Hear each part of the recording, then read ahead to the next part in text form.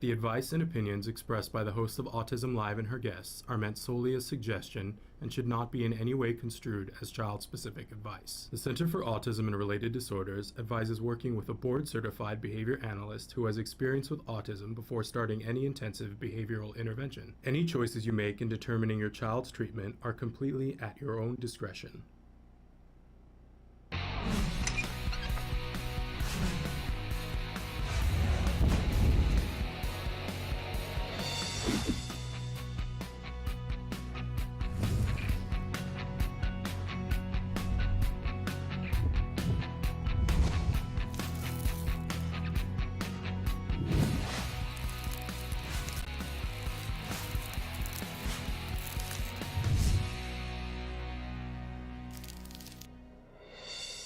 Good morning and welcome to Autism Live. I'm Shannon Penrod. We're coming to you live from the Warner Center in Woodland Hills, California. This is the home for Autism Live. It is also the home for the Center for Autism and Related Disorders. We're thrilled to be here with you on this wonderful Wednesday morning. You know I love me some Wednesday. In just a few minutes, we have Dr. Doreen Granpeesheh here with us live. She's going to be answering your questions during a segment that we call Ask Dr. Doreen. Ask Dr. Doreen. Thank you. Excuse me. And then later on in the next hour, we have Nancy alspaugh-jackson joining me. She is with me for an hour during a segment that we called Let's Talk Autism with Shannon and Nancy. We've got great guests, including Vince Redmond, who is a licensed marriage and family therapist. He's going to be with us talking about separation anxiety from both sides. When we have a hard time being away from our kids and when our kids have a hard time being away from us. I know it's a really great topic. A lot of you have been writing in about that. So thrilled to have him with us to talk about that. And then we've already gotten so much buzz about our two guests that we're going to have later on in the show, Gregory and Michelle Chabolla. And I hope I'm saying their last name correct. Gregory is a wonderful craftsman who has got some amazing things that he's going to show with us, and he and his mom are going to talk about how they found success and overcame challenges to be able to have him be a wonderful craftsman and entrepreneur. So, and we'll give you information about where you can buy some of his creations. So that will be super fun. And of course, we have in the news that we'll be covering as well. But for this 2 hours that we're going to be live, I'll tell you the goal is really for us to interact with you. We really love it when we can have a conversation with you. You can be writing in. In fact, Traven is going to give you a quick rundown of all the different ways that you can connect with us here on the show. While he does that, I'm going to quickly remind you that our homepage is autism-live.com. It's a brand new retooled website, and I've been loving hearing some of the comments from you guys about how you're able to find videos. The search feature should be better. You can search by topic now, especially for the Ask Dr. Doreen questions. You can go up and say that you want to search by topic, and it will give you an A to Z. You can put in a word like tantrum, and then it will unfold for you all the questions that Dr. Doreen has answered that have to do with tantrums. And you'll see what the question is, and you can see that somebody asks, what do I do when we're at the store? What do I do with a 14-year-old? What do I do when my mother-in-law, right? So you can see exactly what the question is, and then when you click on the question, voila, through the magic of technology, you're taken exactly to when she starts to answer that particular question. So I absolutely love that. We've been wanting that for a long time, and we now have that for you on the website. So I hope that you will participate in that. Now, things have rearranged on the website a little bit. So where you used to be able to talk to us, that we made that small so you can see more of the show, right? And by the way, when the show is live, it says live at the top of the page, and if you click on that, it will open it up and you can full screen it. But at the bottom of the page, there's a little, it says chat. And if you click on that, it opens up the box. We've given you more characters that you can write in at a time. You can write in, it's free, it's completely anonymous, but it's only one of the ways that you can connect with us. You can connect with us on Facebook, on YouTube, Periscope, Twitter. You know, I mean, the list is endless. And we just, I want to thank Traven because he has been working so hard to update. We've gotten a little bit behind on our iTunes episodes, but it's completely up to date now. You guys can go in. They're free downloads to you, and you get to choose when you download. Do you want to download it as video, so you get picture and sound, or do you want to take it in the car with you, that you can download just the podcast of it and take it in the car? So, and that is all a free download. We hope that you'll check out some of our more recent episodes on iTunes. All right, having said all of that, my friends, I don't want to waste any more time because it's precious, especially when we have her with us. It's time for Ask Dr. Doreen. Dr. Doreen Grand-Pichet is the Dr. Doreen is an expert in autism. Doreen Grand-Pichet. Dr. Grand-Pichet. Dr. Doreen Grand-Pichet. Dr. Doreen Grand-Pichet is a visionary in the field of autism. Now you can ask her questions on Ask Dr. Doreen.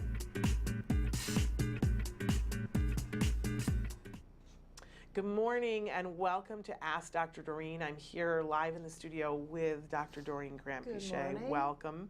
We're so thrilled that we have you 2 weeks in a row. It's amazing. Lovely. It's lovely.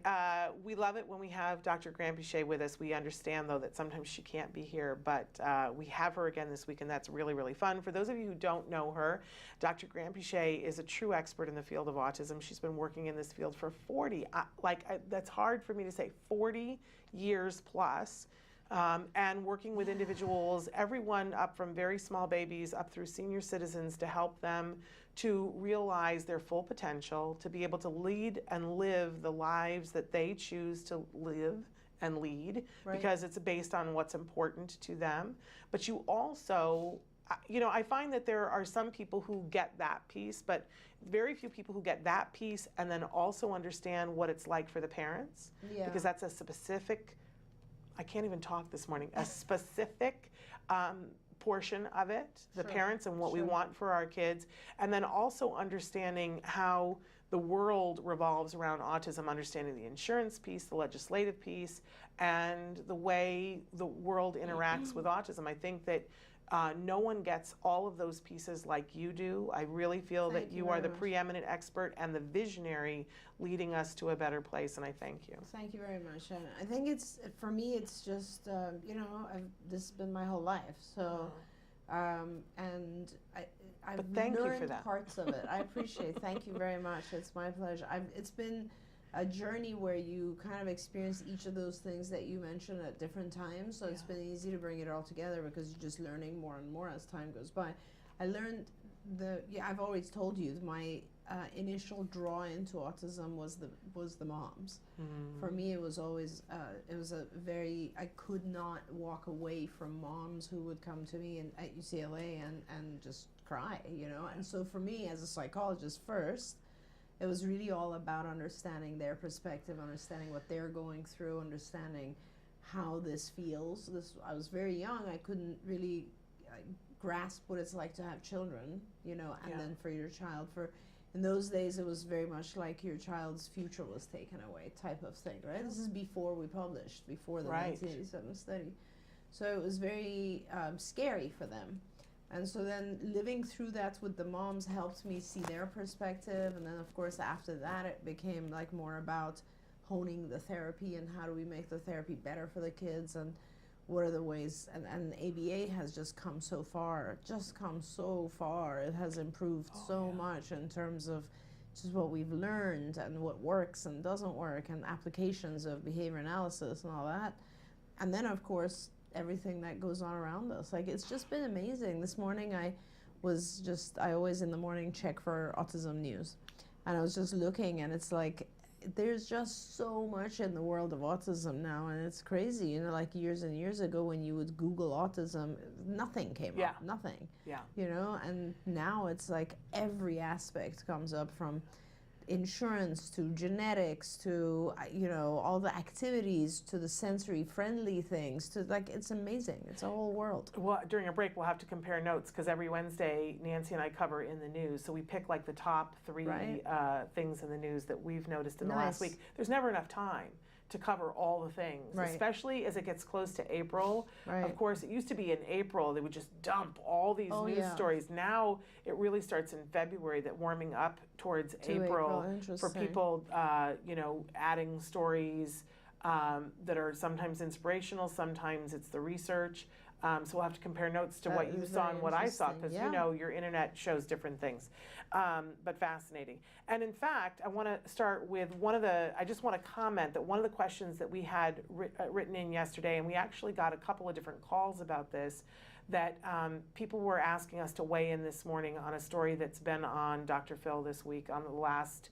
It was on Monday and Tuesday, I guess. Yeah. I have not had a chance to see it yet. I haven't seen it either. But I want to say to people, we have received your messages about it. I know I'm going to check it out. I guess it's available on YouTube. Right. A family with 2 kids, one who has a diagnosis of early schizophrenia. Okay. The other one who has a diagnosis of autism spectrum disorder, but mom is saying that maybe it's schizophrenia, and there's grave concern that people have written in and said we're very worried about these 2 young people with the parents that they have. My understanding in depth conversations, because people were calling saying, you know, we want you guys to talk about this, but my understanding is that Dr. Phil, and you know, you've been on Dr. Phil. Yeah, and I'm actually surprised because usually they will call me if there's something with autism going on their show. There's so much more apparently going on with this family, and my understanding is that the mom is more interested in taking videos of her son and posting them on YouTube, and her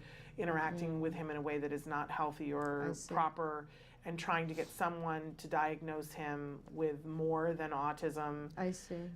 So I think that they're focusing more on that aspect of it, but I think these kids need help. And so I just want to say that, you know, I will definitely check it out, and I will share the YouTube videos with Dr. Grampichet. Maybe we could meet back about it next week and see. Yeah, I'd love to. Because there has been a great deal of concern about the kids. And I'll try to look it up too. Yeah, there we go. So I just wanted to say that. And also, you guys wanted to know, somebody had written in this morning and said you want to know when Gregory and Michelle Chabolla are going to be on. So the time that they are scheduled today is for around 11:40. Sometime between 11:30, 11:40, we'll be having them on the show, and we're really excited for you guys to be joining us. Okay, but I'm going to start with a question that is somebody who said that they're a repeat asker, and we love that.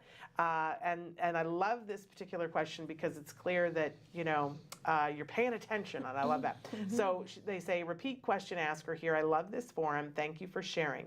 What kind of rate of exemplar mastery and activity mastery per skills do you expect to see for most kids on the higher functioning side?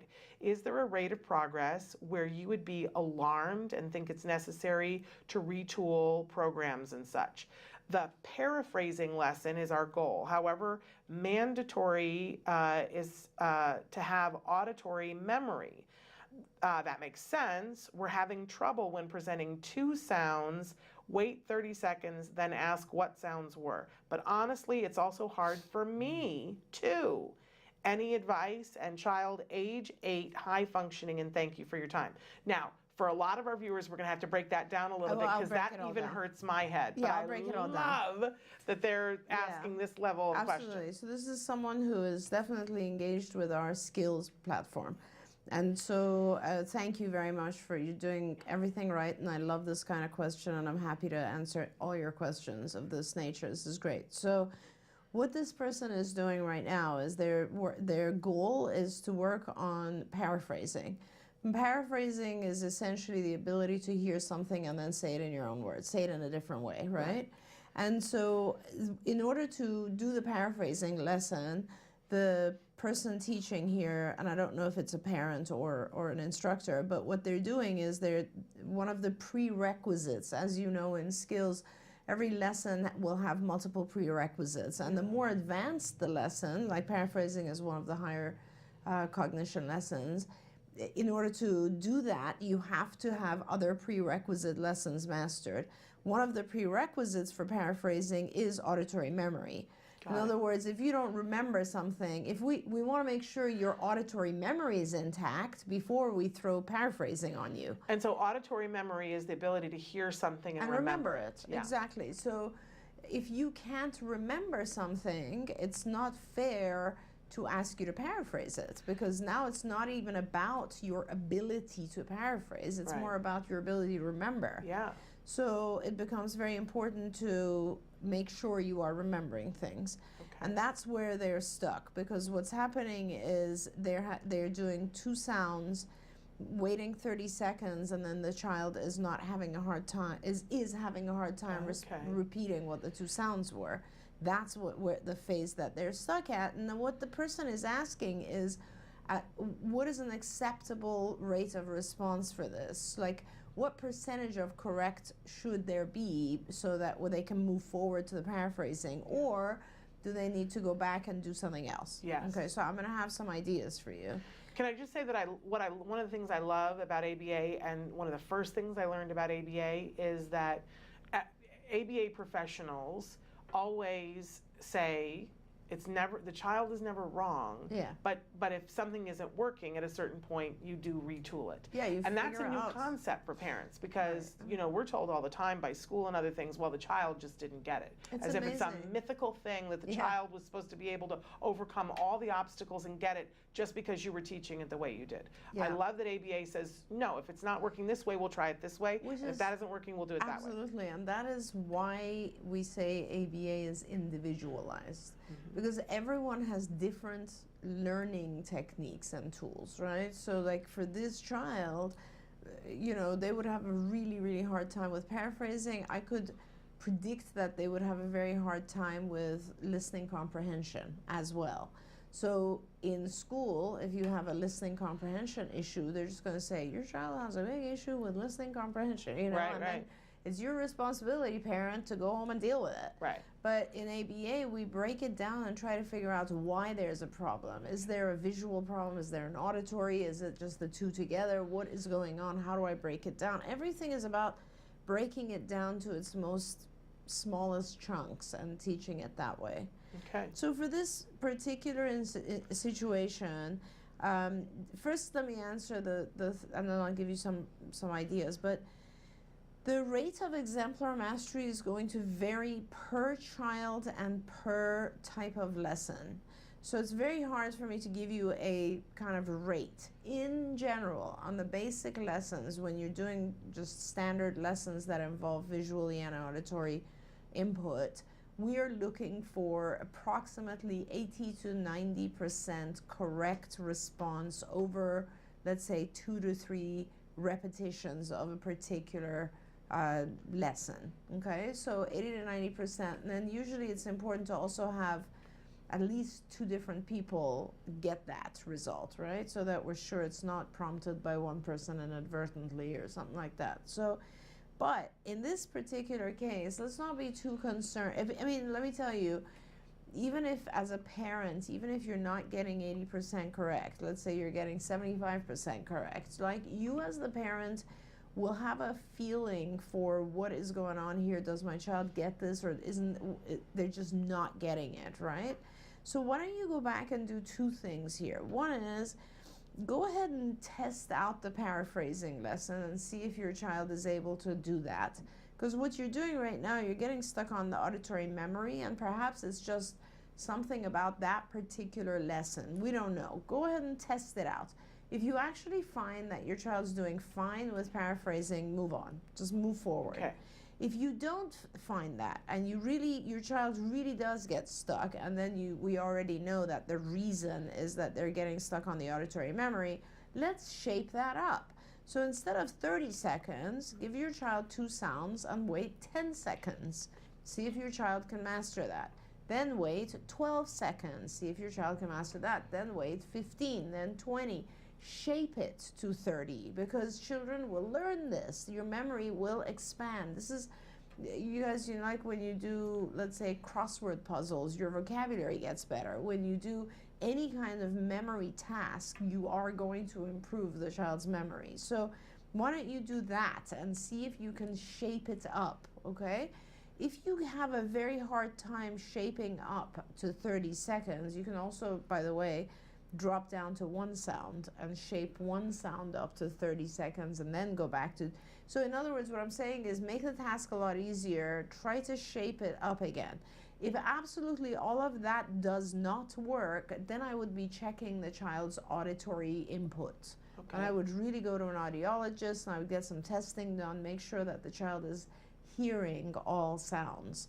Okay. Because you'd be surprised how important it is that children a lot of our children don't hear all sounds. There's a particular test. I saw another one where it's like, what do I ask a developmental pediatrician? It's funny because there's a test that is done for auditory memory. It's called the Woodcock-Johnson test of auditory memory. Why I remember this, I don't know. Okay. But that test I remember myself just having one of those like aha moments with one of my kids, because I gave this is a test that it has quadrants of pictures, and you will ask the child to point to or touch pictures, and the pictures are similar. So like they're similar. The pictures are not similar. The label of the picture is similar. So there will be a picture of a taxi cab, and then a picture of a can, and a picture of a cat, and that sort of thing. And the only differentiating thing is the last sound, right? Cab, can, cat, and so on.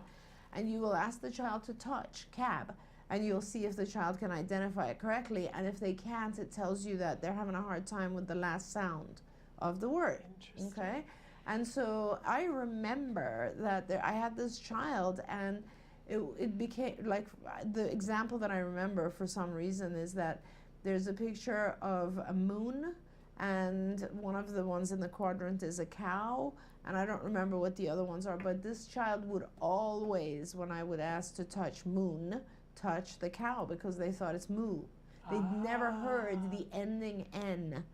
And it was as you can see, it starts to cause a lot of issues, right? It starts to cause problems in comprehension of, now imagine if you're having a hard time understanding when I say moon, then if I use that in a sentence pretty rapidly and the moon was under the, you know what I mean? Then it starts to mess with the comprehension of the whole sentence. And then if that happens frequently enough, it's not just that you're not understanding things, it's also that you give up. Right? Think about the child who's having a hard time and they're like, what did they say, moon or moo? Did they say cat or cat? After a while, the child just shuts off because it becomes too confusing. So that's the only reason that it becomes really important to check auditory input if you can. And that's why we do these crazy exercises. I mean, who cares if your child can remember? But this is the reason. It's because the base of it is very important. We want to make sure they're receiving auditory. We want to make sure they're able to remember auditory, and then all of that goes to paraphrasing. Okay. So that's fascinating. Well, I learned a lot. No, but we love that because then we learn all these other things. That's my favorite kind of question. All right, we're going to take a short break, and then we're going to be back with more of your questions, so stick with us. Do you provide care services to someone with autism? Recently, more and more children are being diagnosed with the condition and getting the support they need as awareness grows. But what happens to these children as they grow up? It's estimated that over 500,000 youth with autism will turn 18 in the next decade, and they'll be faced with a very difficult reality. As children with autism grow up, their services start to disappear or become very difficult to access. Things like medical care, mental health counseling, vocational training, and more. All services that are still desperately needed. The loss of support that youth with autism face as they grow up is so severe that it's referred to in the autism community as falling off a cliff. Adults with autism need the same level of support they had as children to avoid falling off the services cliff. Introducing Skills Living, the web-based software designed specifically to help transitioning youth and adults with autism so they can avoid the cliff and instead fly to success. With Skills Living, help your learner with autism develop the skills they need in all the critical areas of adult life, including self-control, planning, and problem-solving, effective communication, performing life skill tasks for independent living, acquiring and maintaining employment or other meaningful activities, developing and maintaining social skills and relationships, accessing transportation and public services, and being safe. Skills Living includes a comprehensive assessment, a data collection mobile app, behavior intervention plan builder, and automatic progress reporting. It also provides a complete curriculum addressing 16 key areas spanning the entire range of functioning adulthood. Skills Living is easy to use and can be implemented by schools, parents, and autism service providers.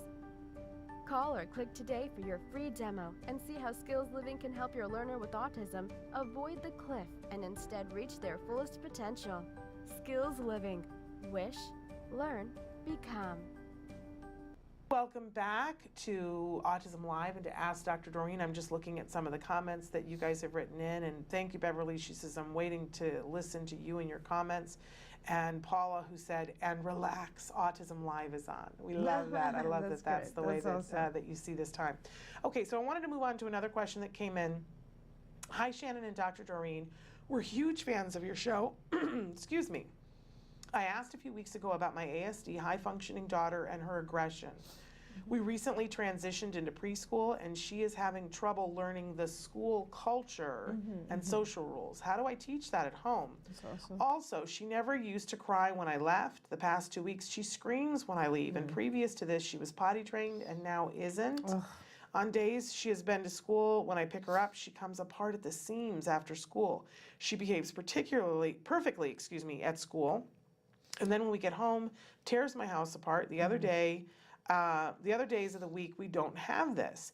Is she holding it together at school and then loses it at home? How do I help transition her back home without destroying my home? And thanks for all that you do. Oh my gosh, this is so much stuff.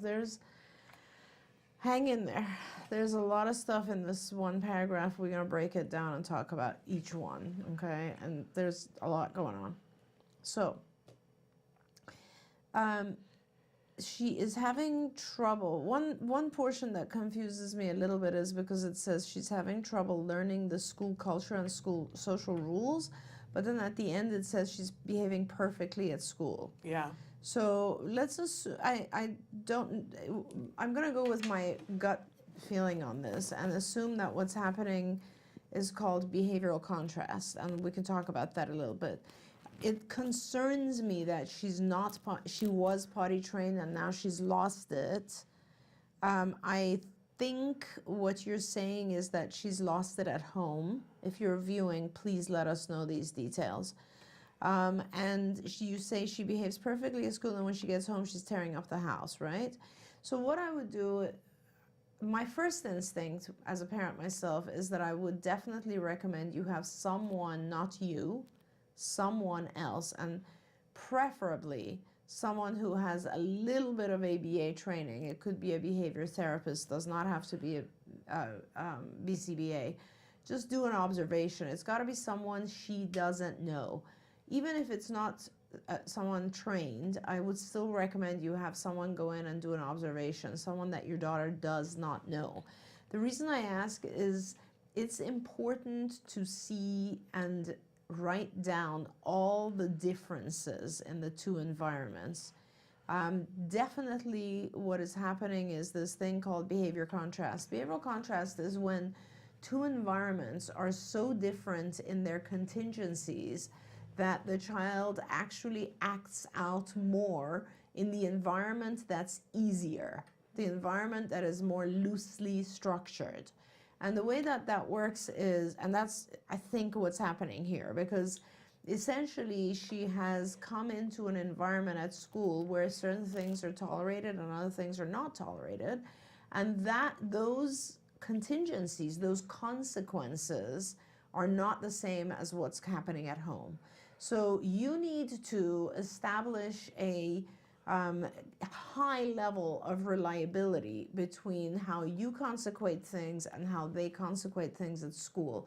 The only way you're going to do that is if you really learn what is going on in school. Now, my assumption is something good is going on in school. There could always be something bad going on at school too, which even makes it more important for you to have someone observe, right? Yeah. What I don't like about schools is that, you always have to notify when you're going in for an observation. What can you do? But nevertheless, have someone observe the full day at school, maybe even a couple of days. Take a lot of notes about how things are consequated. Now, by that, this is what I mean. How are instructions given and what kind of reinforcers are given or taken?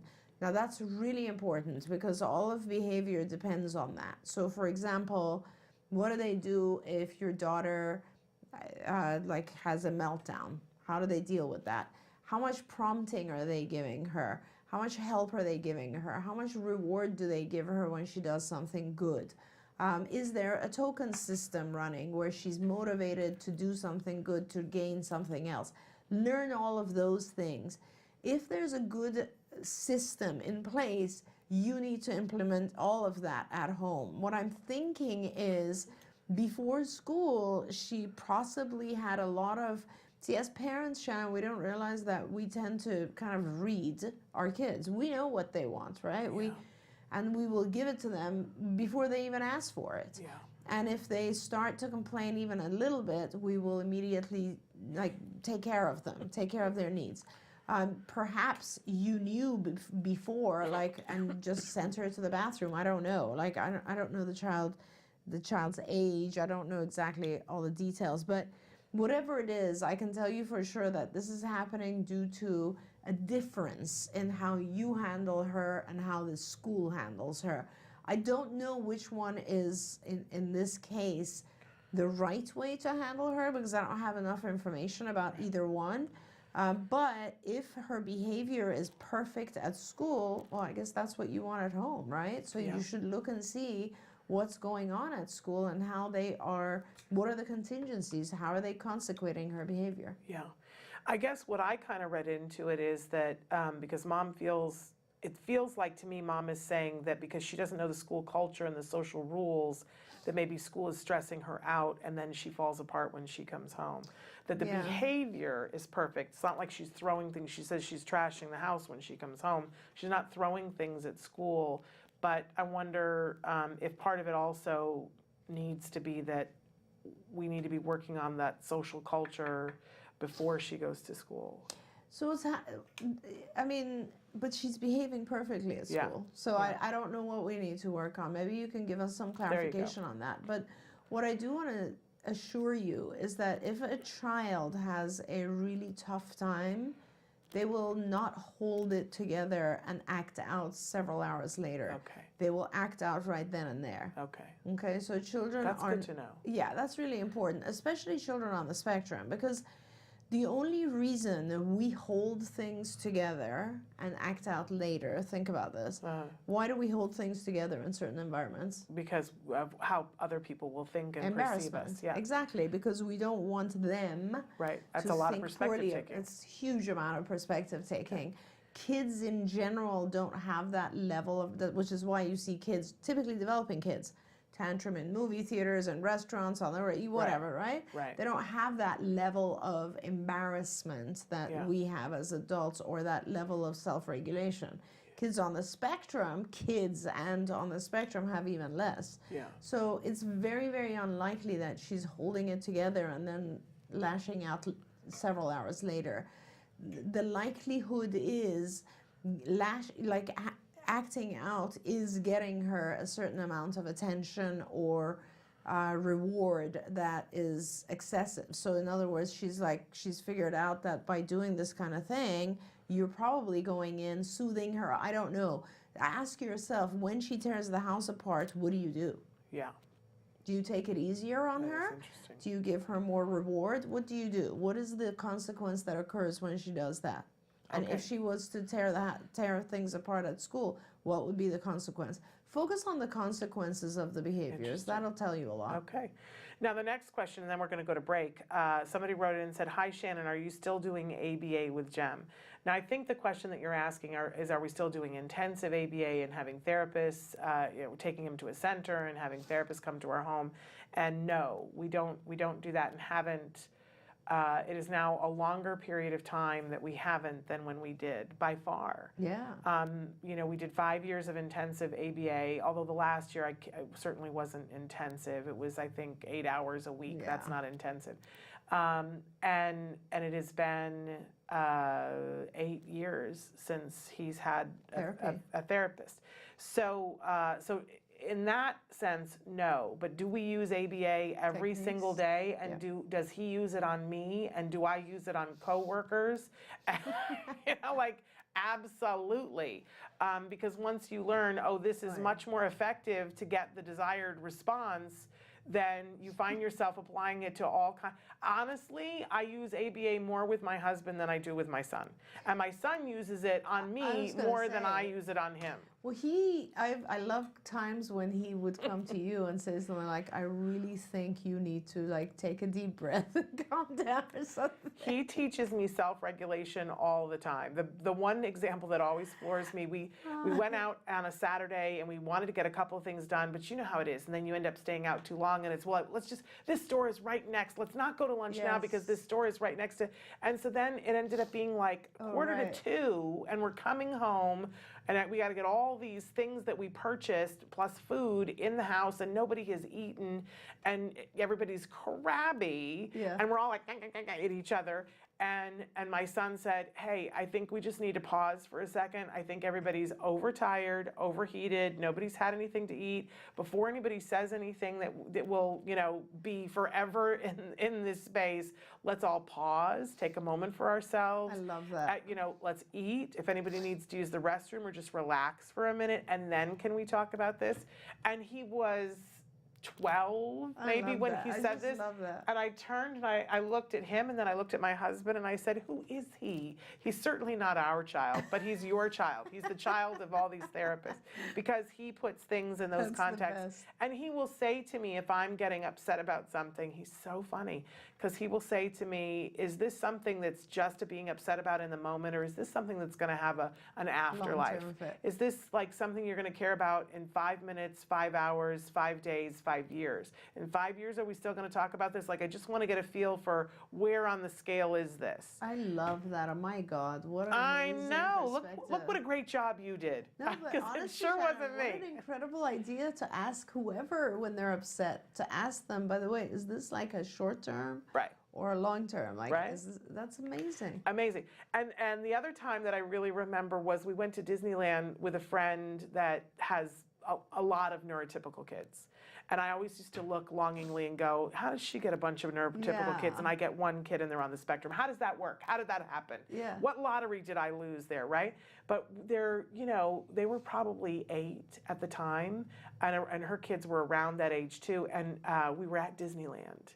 And when you come in the gate, they tell you which rides are closed for refurbishment. Yeah. And one of the rides was closed for refurbishment, and the neurotypical 8-year-old had a meltdown. I can still picture where at Disneyland we were, and he completely melted down to the ground. And Jem stood there with this look on his face, and he looked at me and he pulled me over to the side. He goes, what's he freaking out about? Doesn't he know that like there'll be another time and he can go on at another time? Like, doesn't he understand it's not the end of the world? And I was like, no, baby, he doesn't. And I kind of just sort of petted him and I was like, sometimes the universe shows you that you're right where you need to be when you need to be, and that everything that everybody else has isn't necessarily what you thought it was, right? Absolutely. So anyway, to answer your question, we use the principles of ABA whenever I can potentially remember them. And I wish it was more, because when we do, I'm happier. So true. And you know what they say, if mama ain't happy, ain't nobody happy. So true. But he uses it. I watch him use it with his friends. I use it, and if my husband is watching right now, yes, honey, I do use ABA on you. So there we go. And I think he prefers it when I do. I'm guessing he does too. Because his life is better when I just crab at him. That's not good. That's also true. But it's fair. ABA makes life very fair. Positive. Right? Yes. Right. No So I encourage you to apply it wherever you can. I think that's what the applied behavior analysis implies. Right. Apply it whenever you can. All right, we're going to take a short break and come back. We're going to have time, I think, for one more question. Stick with us.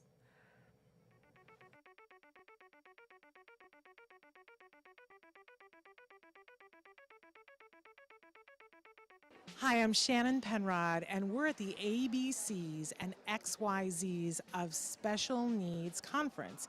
And this year, for the first time, they've got something really remarkable. It's the Entrepreneurial Boutique. These are all items that have been made and are being sold by individuals who have special needs. So we're going to do a little shopping and talk to some of these fabulous entrepreneurs. Come on. My name is Molly Rarick, and I'm founder of Breed's Gift. We're a nonprofit that serves teens and adults with special needs, like Chase here. We were founded in 2013 and serve people in the Conejo Valley, Santa Barbara, and LA. Our main objective is to give our participants the skills they need to gain a more independent life.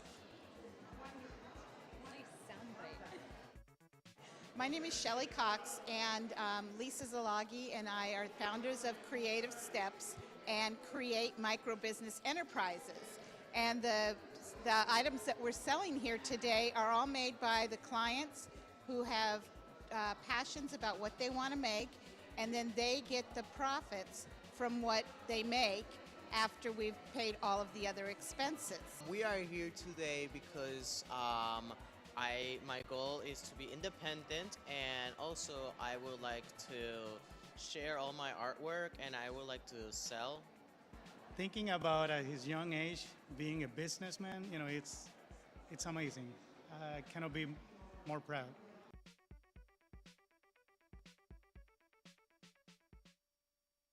You say howdy, we say hi. Let's get rowdy, let's get wild. Let's get wild. Let's get wild. Let's get wild. Let's get wild. Hi, welcome back to Autism Live. I'm Lisa Ackerman.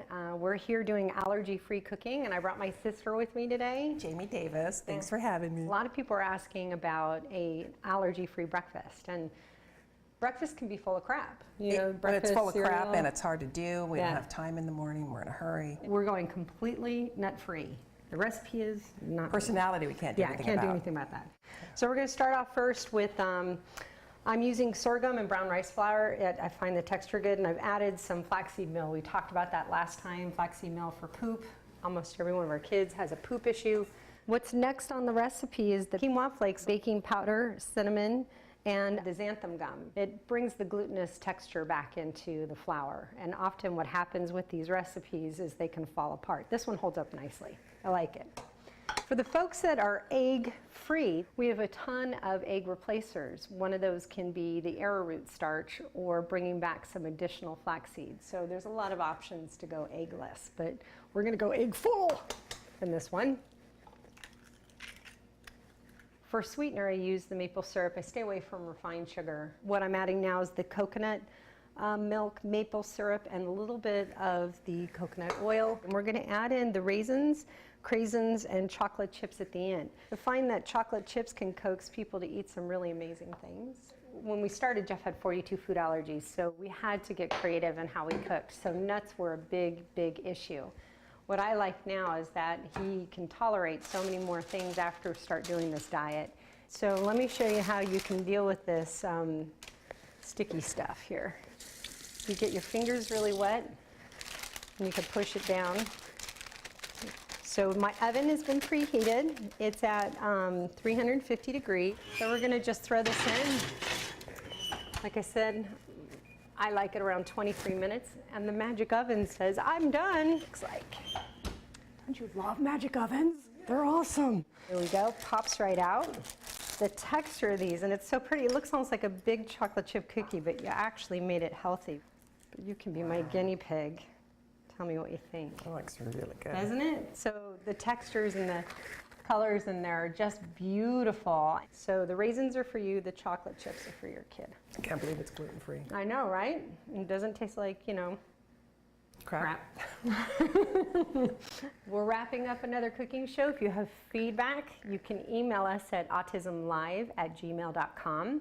Welcome back. We just cut off the thing there because I asked Traven to come back because we've got so little time. First of all, on Facebook, somebody had written in and asked specifically about potty training a 4-year-old having a hard time, that they've tried several different potties. Any ideas? And we've got some resources. So I would say, potty training can be done right, and it is not that hard, honestly, but what you should do is follow a procedure. And the standard procedure that a lot of us in ABA use is called the Fox and Azrin procedure, and it is all over if you Google it. But a really good place to go is if you look on the Institute for Behavior Training, and the website is ibehavioraltraining.com. ibehavioraltraining.com. If you go on there, you'll see and just search, it says search courses, just search toilet training, everything you need to know. And it will take you through that procedure, and it'll guide you. It's video training, so it's very easy and you'll learn it, and you should be very successful if you follow all the instructions there. If you don't, then please write back in and tell us exactly where you fit, what happened. Like yes. If there's a failure, tell us exactly what happened. But it works across the board. It really does. But the key is following it. Because if you try to shortcut it, it won't work. And it's not easy. I mean, it's intensive attention from you. It's not an easy thing you do. It's like a few days where you really need to focus on it. Yeah, clear the decks. It's not the weekend when you're going to your brother's wedding. Exactly. No, I've heard people who are like, well, I tried the Faxnazarine, but we were on planes, trains, buses, and at receptions. And I'm like, no, it's the weekend that you have nothing else going on, and you make sure that you have groceries or you have Postmates on speed dial, whatever, and then it works, right? Okay. So I want to move on to this other question. Hi, what type of questions should I ask a developmental pediatrician? I go see one for the first time in 2 years since his diagnosis. I don't know what to expect, and thank you. Yes, great question. This is a very good question. And the amazing thing about developmental pediatricians is that they they do assessment, standardized testing, just like psychologists do. So I would request testing. And the specific testing that I would request, and I don't know your child's age, but assume he was diagnosed like around 3, this is 2 years later, so I'm assuming he's around 5 or 6. I would suggest that you ask for definitely social skills testing, definitely language testing. Language is very important because it's going to influence everything else.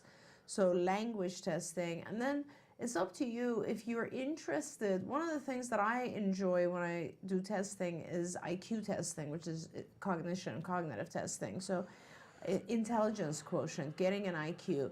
And this is important that if your child is non-verbal or has a lower level of verbal ability, then they have to give a non-verbal IQ test, which is like the Merrill-Palmer, or, you know, there's lots of other tests that are for nonverbal kids. But if your child is verbal and their language functioning is pretty high, then they should get a verbal IQ test, a regular IQ test, and, you know, that's going to be the WIPSI or the WISC or whatever. The developmental pediatrician will know.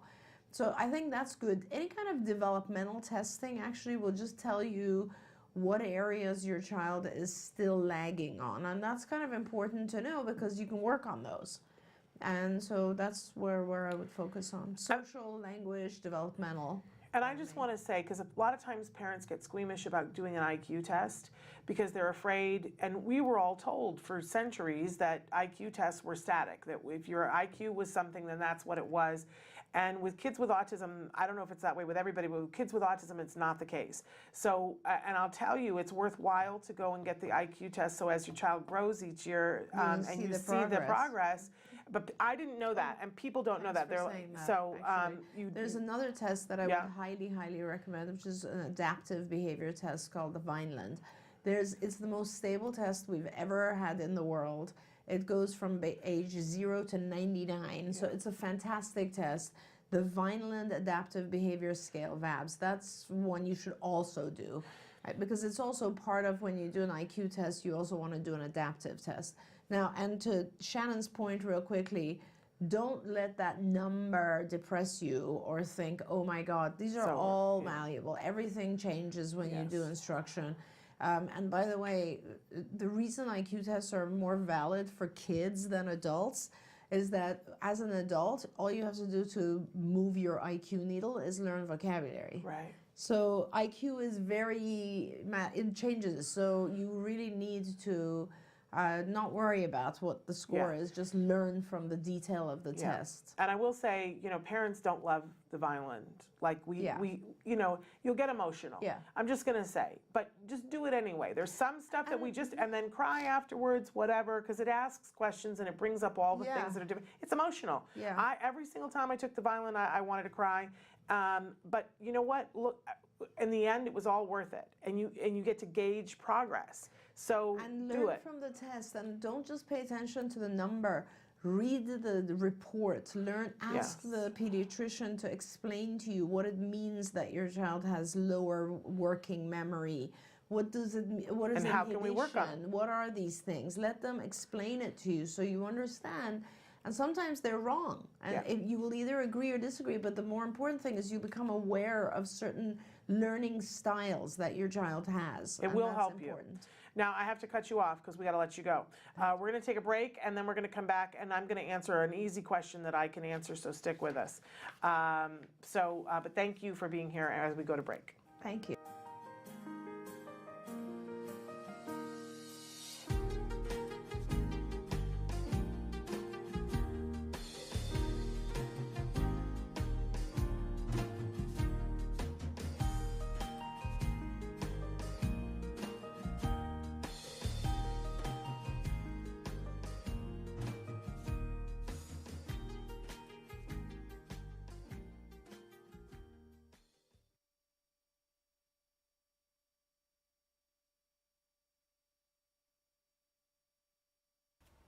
Hard times lead to good choices. Many times you're going to find out that change is coming and it's not something that you like to see. Things sometimes just don't work. Sometimes you have to put your child in a new school. Sometimes you have to put them in a different classroom. Often you'll see this with perhaps special education versus regular education, or everyone's favorite, puberty. All bets are off then. However, these things happen when they need to happen. So making that hard choice is super, super scary. But when you open those doors to look at things that maybe you've never dreamed you would have to look at, you're going to find help that you never expected. There are a lot of people out there dealing with the same things that you are dealing with, and there is a level of help that you never even knew existed. So don't be afraid when it's time to look at the scary problems that you're having. When those things come up, when the aggression increases, when things are falling apart at home, when you're getting the calls from the schools, don't be afraid. Reach out. Find out what you need to do. You might need to look at new schools, new housing. You might need to access new levels of service. But I am telling you, you're going to see amazing things. There are children that, as they grow, do things with the help of others, very specialized support, that you never thought they could do.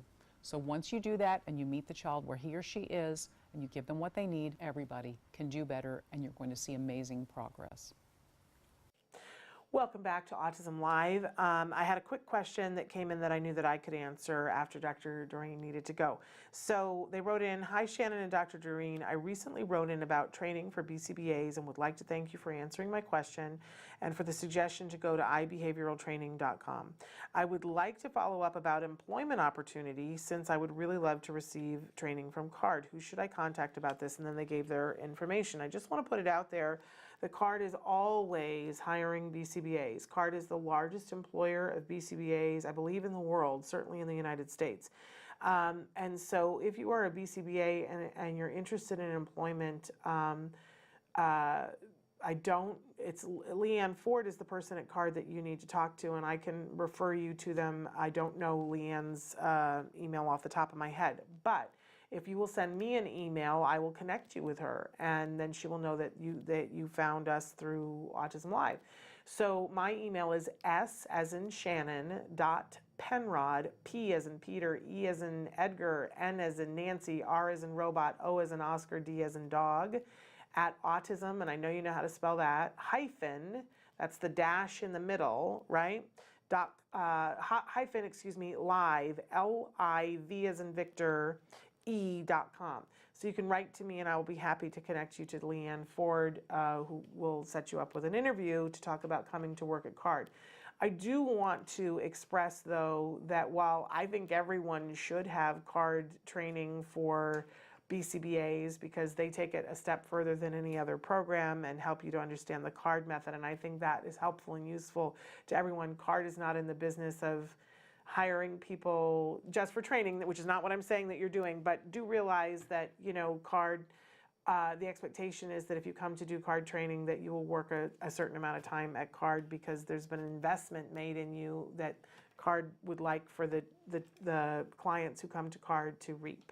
So there is that. But in any case, we welcome fabulous BCBAs who are wanting employment and want to learn a way I always think about the sign, and I'm going to paraphrase it, that used to say on the wall at corporate. We haven't put it back up here, but it's something that's near and dear to my heart, that it said, "Welcome to a community of people who have decided that easy will no longer suffice." And I love that at CARD we don't take the easy way, that we do what needs to be done for the individual, and that's not easy. That sometimes it's quite hard. When I first came to work here at headquarters and got to meet all the people that it takes to make all the things happen, I remember coming home to my husband and saying, "Man, these people are amazing. They are young and vibrant and working at the top of their field full tilt. And they are passionate, and they, my idea of corporate America was always very stuffy and shut down. And, when you go to lunch, there are people who are just sitting there eating their lunch, right? But there are people at CARD who are sitting at lunch and then pop up and, right on our glass walls and go, "No, don't you see if we do this, and then this lesson, and then that kid they get passionate about it."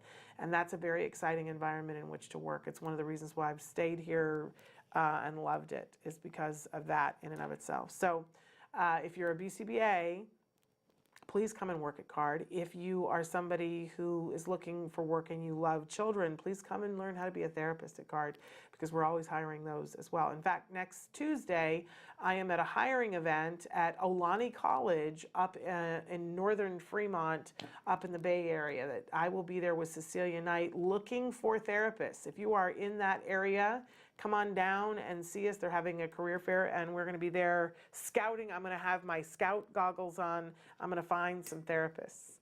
So check us out. All right, we're going to take a break, and then when we come back, it's going to be time for Let's Talk Autism with Shannon and Nancy. You're not going to want to miss this. It's a great show. We've got some amazing in the news, and then Vince Redmond will be here. He's a licensed marriage and family therapist. He's going to talk with us about separation anxiety. And then we're very excited about this, and there's been a lot of buzz about this. Gregory and Michelle Chabolla, I'm sure I'm saying their name wrong. Chabolla, I'm not sure, but I can't wait to meet them. Gregory is an artist, a wood artist, makes creations, and he's an entrepreneur, and we're excited to have him and his mom on the show to talk about all the things that have helped them to get where they are. So stick with us, but first, these messages.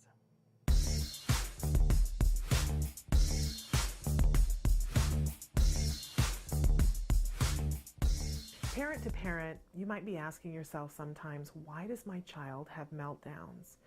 Well, the difference between tantrums and meltdowns, they're a part of typical development, but meltdowns are when things get a little bit more out of control, when even the child isn't sure what's entirely wrong.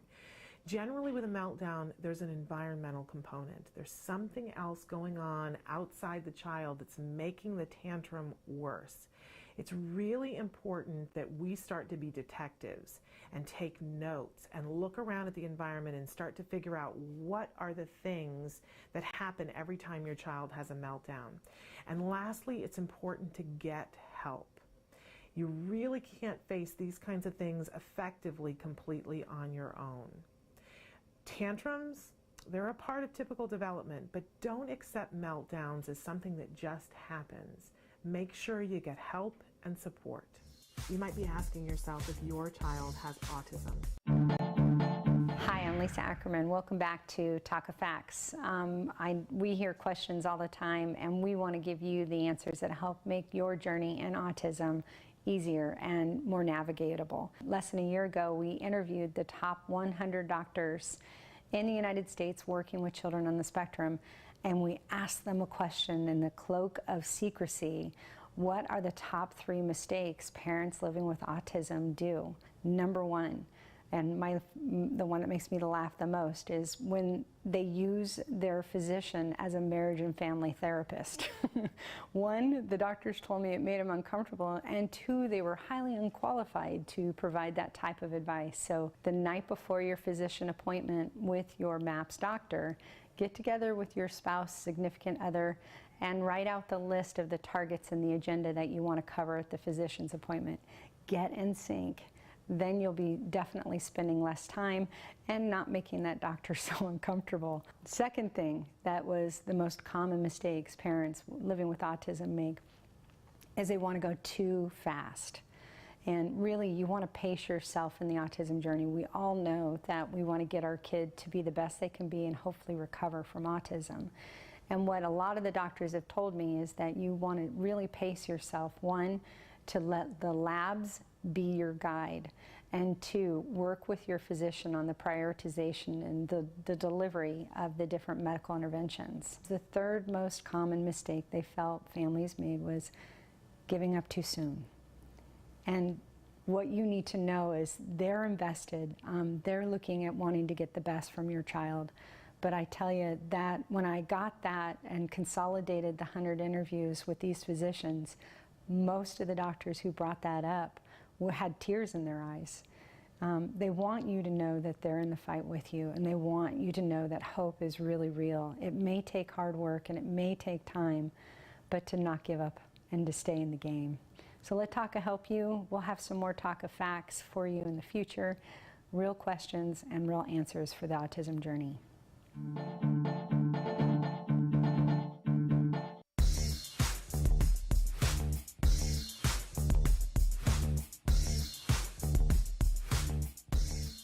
Parent to parent, you might be asking yourself, why does my child stim? Well, first of all, let's talk about what stimming is.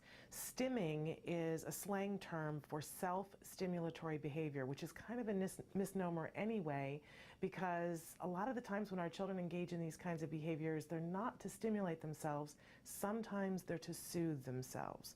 So first of all, we want to get rid of the notion that it's to stimulate themselves. But they do these behaviors because there's something about it that feels good. And that's the main thing that we need to know as parents. It's not some random behavior. There's something about it that's giving the child a paycheck. And once we get an idea of what that might be, we need to find a behavior that can take that behavior's place and start to reinforce that. We want to pick something that's more socially acceptable.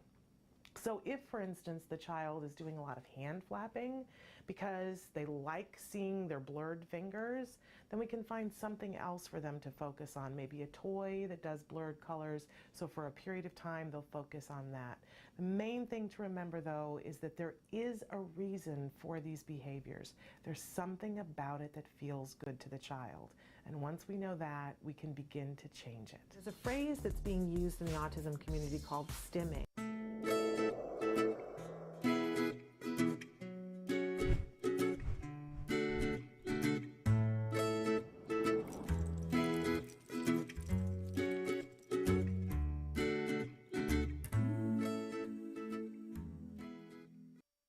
Good morning and welcome to Let's Talk Autism with Shannon and Nancy. And blah, blah, blah. I had the same problem this morning. I don't know what it is today, but I stumbled all, and I was like, my mouth is not working today. Mine's not working. I'm Nancy alspaugh-jackson. I'm Shannon Penrod, thrilled to be here with my buddy. To be here with you. And we've got a big show. We're really excited. In just a little while, we're going to be joined by licensed marriage and family therapist Vince Redmond, and he's going to be talking with us about separation anxiety, both sides of it, because I know for me, I have trouble being away from my son, and that I'm doing really good right now on that, but that sometimes it kicks up and I have a real problem with it. And I know a lot of other parents that do. And then on the other side, there are some kids that have separation anxiety. That they really need to be with their parents. And I know that Wyatt has cycled through some of that. Yeah. Which would be normal and natural after losing a parent, right? Right. But how do we deal with it? How do we go on with our lives? How do we know when is it productive to give into it, and when do we need to look at other strategies? So we've asked Vince to join us today to talk about that. And then later on, we have some wonderful guests that we've had family here. Tremendous buzz about. Having them here on the show. We've got Gregory and Michelle, and I've slaughtered their names 68 different ways. Well, we'll just call them Gregory and Michelle right now. But Gregory is a wonderful artist. He makes creations out of wood, and so we're going to talk with him about that. and talk with his mom about, how together they have been able to help Gregory so that he could find this passion and be an entrepreneur. So we'll have them on. But first we have news in the news to cover. Yeah, really interesting article here that you pulled, written by someone with autism. Yes, it was in the Washington Post earlier this week. The title of it, Toxic Parenting Myths Make Life Harder for People with Autism, and That Must Change. Right. And I'd love to get your take on it, Nancy. Okay. It was hard for me to read this. Yes. He talks about there's a statistic that's thrown around a lot by a lot of people about marriages. Supposedly there's a study that said at some point that marriages where there is a special needs child, 80% of them end in divorce. Right. Right. We all heard that in the early 80s or 90s, whatever. I know when our son was diagnosed, it was something that was brought up to us about shore up your marriage because a lot of times it doesn't work out. Subsequently, other studies have been done that have shown that that isn't true. Right. That it's about the same percentage. Right. As anybody else, and that in fact that marriages where the people work together as a team are actually said to be stronger in all the healthy emotional ways when there's a child on the autism spectrum than typical marriages, because you've had to learn to overcome challenges that typical families don't have to overcome. But this young individual who's on the spectrum says it's still being said and that it's very hurtful. It's very hurtful to him because it makes him feel somehow that he's responsible for that, and that there's really no evidence to back this up in any studies. And he goes so far as to say, that it makes him feel like he's a monster that's torn his marriage apart. This was so hard for me to read, and forgive me for not having my phone on mute, but this was so hard for me to read because we never want an individual who's on the autism spectrum to feel that way, first of all, but also because there's a little part of me that's like, I think that it's easy to understand why he would think that, but what I want to make everybody aware of is that one of the first times that they did a broad study and asked autism parents, how stressed are you? And they said, we're stressed, right? And then they said, what stresses you out the most? Do you know what parents said? They did not say, my child's diagnosis, my child's behaviors, implementing my child's program. They said none of that. Do you know what the top two things were that were the stressors? Financially surviving, right, and having to fight with people to get the services that their child knew. I can tell you right now that the most stress that I have had about having a child with autism is dealing with people at school who weren't doing what my child needed and knew it.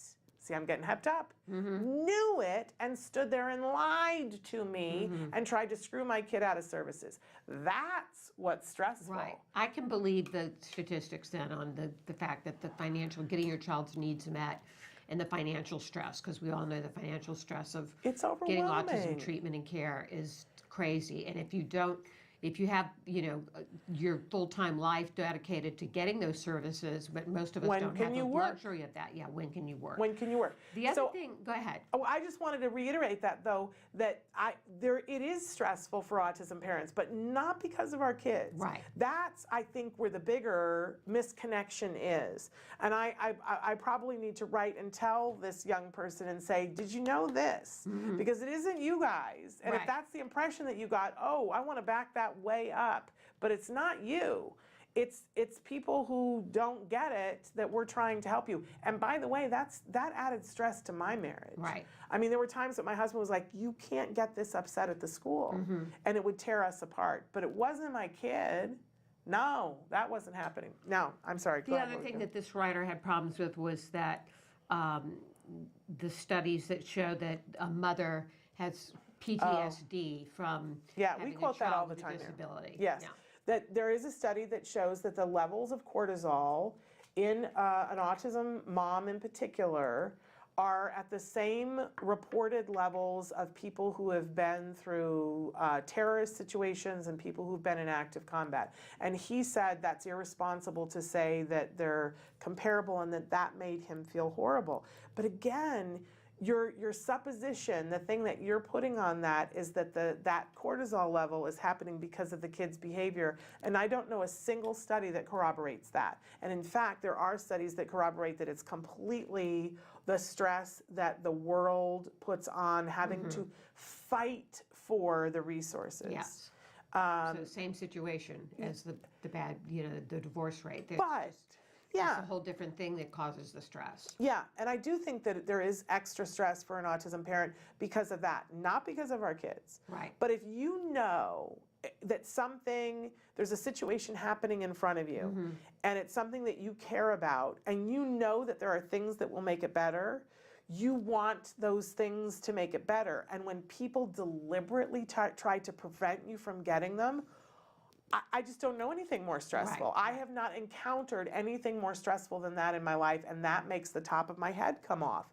And that is what it is like for an autism parent. But that is not because of our kids. Right. It is not. Right. So I think those distinctions are very important. Yeah. But at the bottom of it, the fact that it makes him feel this way, we have to deal with that. Yeah. Like as a community, we have to talk about that because how he feels is the most important thing. And if we need to change the way that we discuss this, we should. But that's the most important thing. Didn't want to leave that out. All right. Okay. In our second story, we have a coverage about Ontario, Canada's new autism program. Yeah, That's causing a lot of attention. And it's in the news a lot right now. There's been calls for the people who have put forward the new plan for them to step down. This is a bit of a mess in Canada. Unravel this for me, because I was reading the article. And a couple of years ago, Canada put forth a plan where they were going to give ABA services to families, but they were only going to give it to people within a certain age for 2 years. So, and I think the age was like 2 to 4, it might have been 3 to 5, but there was a 2-year window in which your child could get services. And, but there was only enough money and there were only enough doctors for a certain number of people. So you had to get on the waiting list. But what people found, and people were getting close to rioting, was that the waiting list was 2 years. So you would get on the waiting your child list could age out before they could before even you get ever in there. got on the list. Right. And people said this isn't fair. So the other party said this isn't working. Let's give people the money, because we don't have the services. Let's divvy up the money amongst them and tell them to go find services. Well, that didn't work out either. I can imagine that would have been a nightmare. Because the amount of money that they wanted to give people was like a total amount across your life of, I think, $160,000. And their dollars, right? Which isn't enough. We know that it's $2.4 million across a lifetime, and that they would give $20,000 for you to treat your child right now this year. Well, $20,000 doesn't go very far. It isn't for ABA, which is what they were saying is the gold standard. It's not going to cover enough for you to be in the window of what is effective. So it's like saying, well, we don't have enough penicillin to give everybody penicillin, so what we're going to do is give all of you one pill and let's see how that works out. Right. So this is the new plan. Is that they're going to do that, and people are saying this is a travesty. You're not addressing the problem. You're slapping assumptions onto this, and it's not going to work. And meanwhile, back at the ranch, there's a bunch of kids in Canada that just aren't getting treatment. And Canada is going to have a huge problem in 10 years when all of those kids still need services and because they weren't treated. Right. So it's really quite horrifying. Now they're saying that they're going to put an income means test on it as well. That there's those with an adjusted annual net income of under $55,000 will be eligible for full amounts, with funding determined on a sliding scale up to $250,000. But listen to this: for a family whose child enters the program at a minimum age of 2, a total of up to $140,000 will be available over 16 years. It's not going to get it done. Do you know, you guys, that in the state of California, when California used to pay for ABA, in the very first year when my son was 3, and we stayed home and did intensive 40-hour-a-week ABA therapy, which I believe is what set us up for success from there forward, that was, I believe, $160,000 worth of therapy, because they send you a bill and say your portion is zero. $160,000. And my son will pay taxes for the rest of his life and be a contributor to society. And I think it's because of that money that they spent then. Each year they spent a little bit less after that, and now they don't spend anything, and my child doesn't get any support. But we know $2.3 million across a lifetime if you don't do anything. So $140,000 across 16 years, you know, it's like saying give up. And the funding drops $5,000 every year after they're 6. It's just horrifying. Until they turn 18. This is horrible. Not a good plan. It's not the right answer. I hope those of you in Canada are in Ontario are having your voices heard, because this is not what the answer is. We have a third story about the brain response in kids with autism to a mom's voice differs than in neurotypical children. Yeah, and I don't know about you, but this one emotionally kind of got me, because what they're seeing is that, and they looked at MRIs of different kids' brains, that when kids who are neurotypical, when their mom says something, there's a part of the brain that lights up. Right. And the cortisol levels change, and they're comforted by the mom's voice. And that for kids on the autism spectrum, the mommy effect, because there's a difference for the kids that are neurotypical, they have a response that's much higher for their mom than it is for a stranger. Whereas the kids on the autism spectrum, there isn't that jump. It's the same and that made me sad. I think that's part of what the grief is when your kids are little and you were expecting the response and it isn't there, and it's not in our imaginations, and it's hard to hear. I think that these studies are important because they begin to show the areas of the brain that are different, which then begins to help us. I want people to know that they've been able to do behavioral studies and show that things can change in the brain. Things light up after behavioral training that didn't before. So we're not saying that these things are written in stone necessarily forever, but I do think it's an important. They're saying that that's just a beginning social cue that leads to so many other things, that this could be part of why the social deficit happens. Children with autism correctly identified their mother's voices without autism 97.5% of the time. Those with autism identified their mother's voice 87.8% of the time, a statistically significant difference. So there is. And it made me sad because, you know, when I was pregnant with Jem, they always talked about how you should sit and read to your baby so that they get used to your voice, and, you know, that they'll know mom and dad's voice. It's very interesting. We just went and visited some offices, and I saw one little guy, one little sweet little boy who was so into his dad. And boy, you know, that's how my son was. And the minute that he walked into the center, that little boy, like, it was like he heard his footsteps. He could smell that it was his dad, smell the pheromones. His dad said one word, his whole body oriented to that man. So I wonder, you know, maybe they orient more to dads. I don't know, but it's hard to hear that, no matter. Anyway, all right. Okay, we're going to come back with Vince. Yes, Vince Talk Redmond. about separation anxiety. Yes. For parents and for our kids. Yes. Because it's a two-way street. It absolutely is. Stick with us.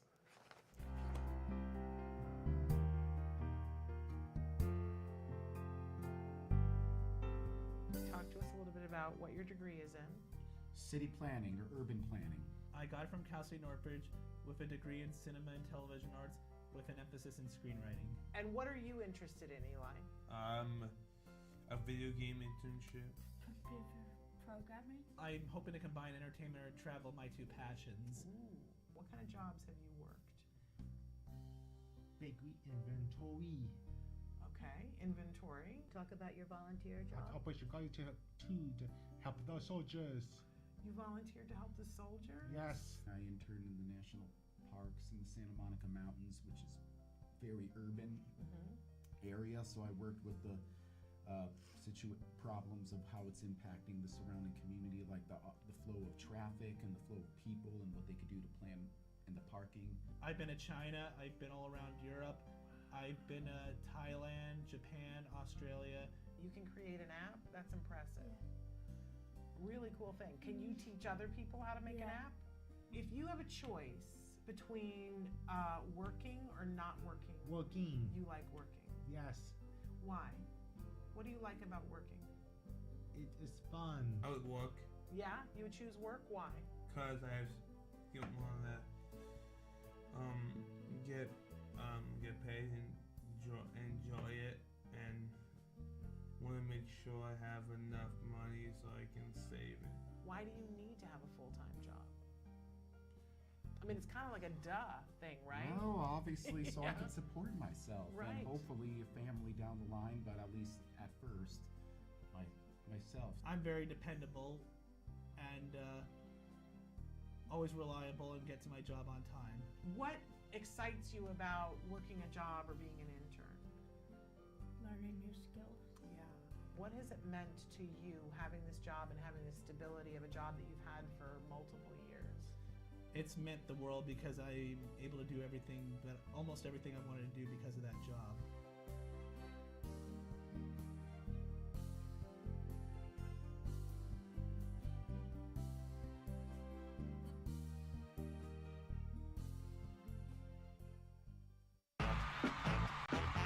Say howdy, we say hi. Let's get rowdy, let's get wild. Let's get wild. Let's get wild. Let's get wild.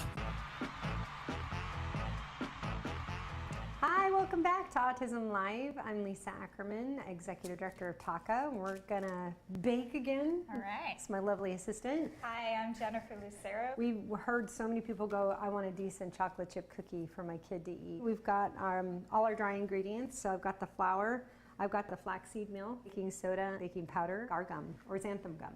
Great. So we're gonna get started in the mixer here. So those are dry ingredients.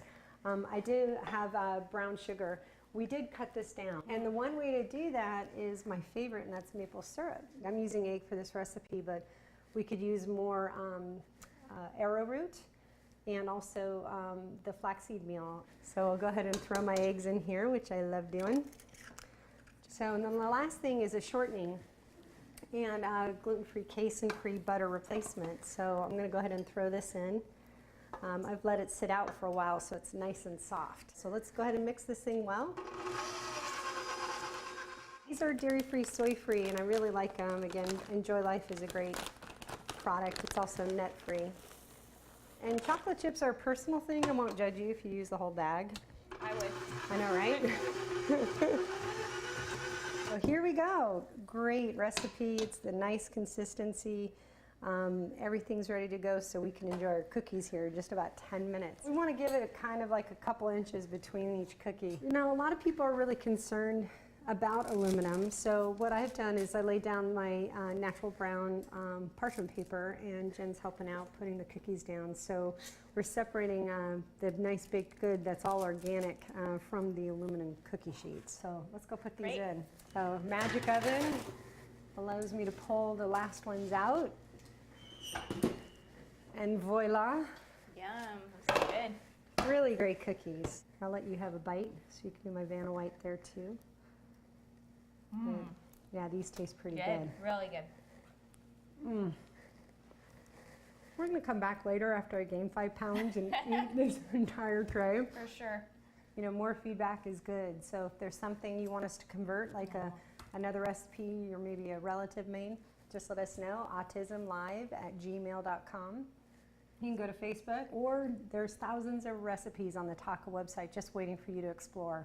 You can go to TACANOW, TACANOW.org, and we'll see you next time at Autism Live. Bye. You say howdy, we say hi. Let's get rowdy, let's get wild. Let's get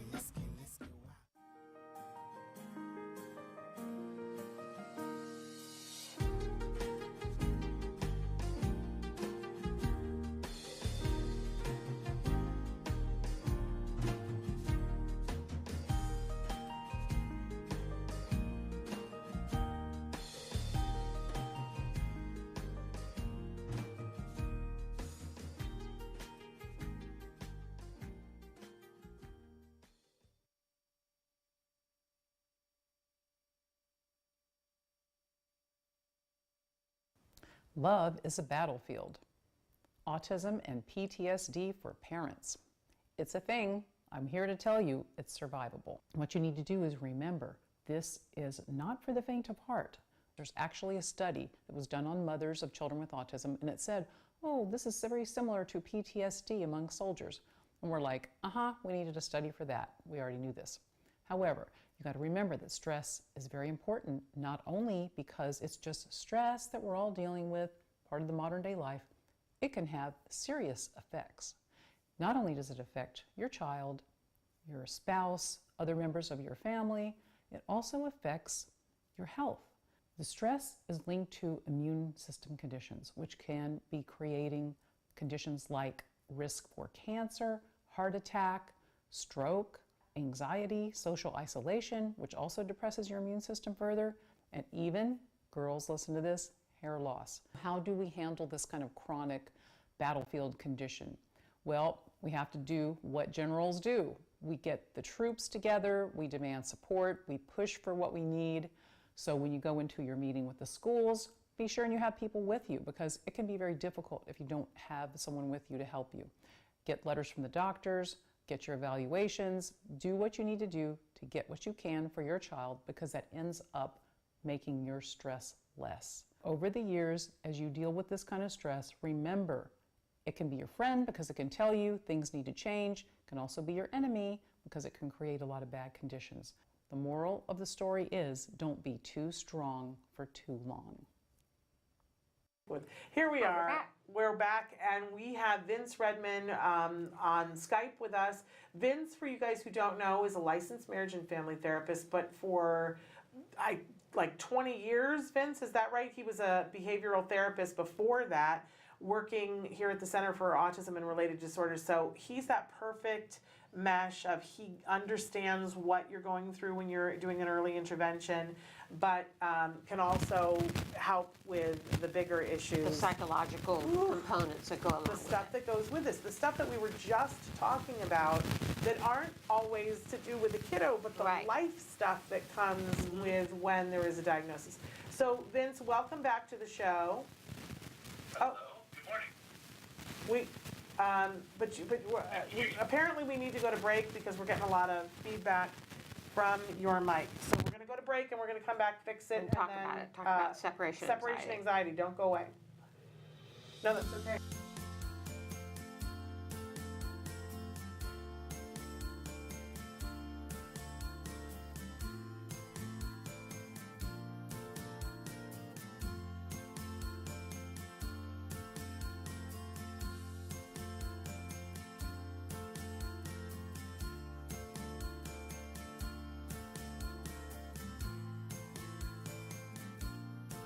Inclusion is everything. Feeling like we have a place where we belong, and when I say we, I'm first and foremost a mother of a child on the spectrum and gym owner and now founder of carrying this to families who need it as well. My son is extremely hyperactive. Getting him to calm down is a very difficult task. So the idea of Rock the Spectrum Gym, where he could just go and run and play and do all these fun things without any kind of worries and just go, and bring down that energy, it helps us so much at home. You know, in the home or at school, it's not acceptable, but this is the one place it is acceptable for the child to kind of be themselves and get it all out there and just really just be themselves. It's an amazing place where my son could go and be himself. You get to meet other parents who are in the same journey as you are. I think the most popular aspect of it is how they include all children of all types, not just only learning disabled, lower functioning, moderate functioning, high functioning, and non-disabled.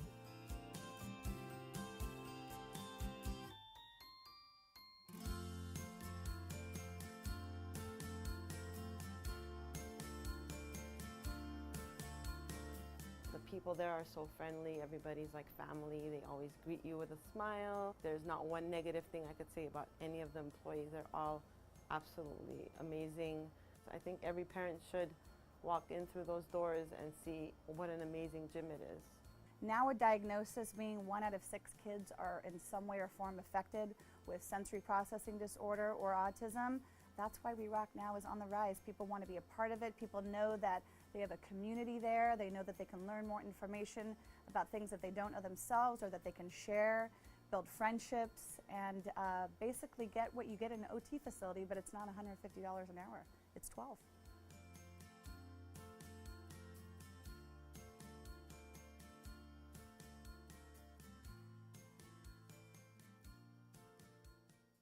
And we're back. Yes, Traven has isolated the issue and fixed it. We have no more audio issues. So. Hopefully. Okay, so Vince, welcome back to the show. We're so thrilled to have you, and we're just saying how amazing it is to have someone with your expertise, both as a behavioral technician for so many years and now as a licensed marriage family therapist. We're deeply appreciative because you help us keep the train on the track. There you go. That was good. Hey, you guys handled the audio thing real quick. That was good. Traven had this all under control. Thank goodness. So, Vince, we want to talk about separation anxiety from both sides. Parents, I'm guilty as charged. You had it for years. I have had both. I mean, I am doing better right now because I did some ACT therapy for it. ACT therapy? What? Yes, the acceptance commitment therapy. Okay.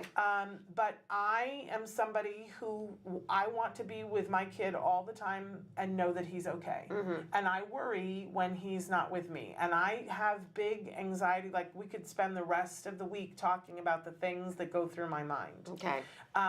You know, and I don't want to be separated from him. I am learning how to separate from him for his good. Mm-hmm. Not mine, for his. Mm-hmm. But we see that sometimes on the other side with kids. And I've had that with Wyatt. Wyatt has severe separation anxiety from me a lot of times. That he wants to be with Nancy and 24/7. And I had said earlier, Vince, just so that you know and you're up to speed, I think that's probably pretty typical when kids lose a parent, that there's that kind of thing going on.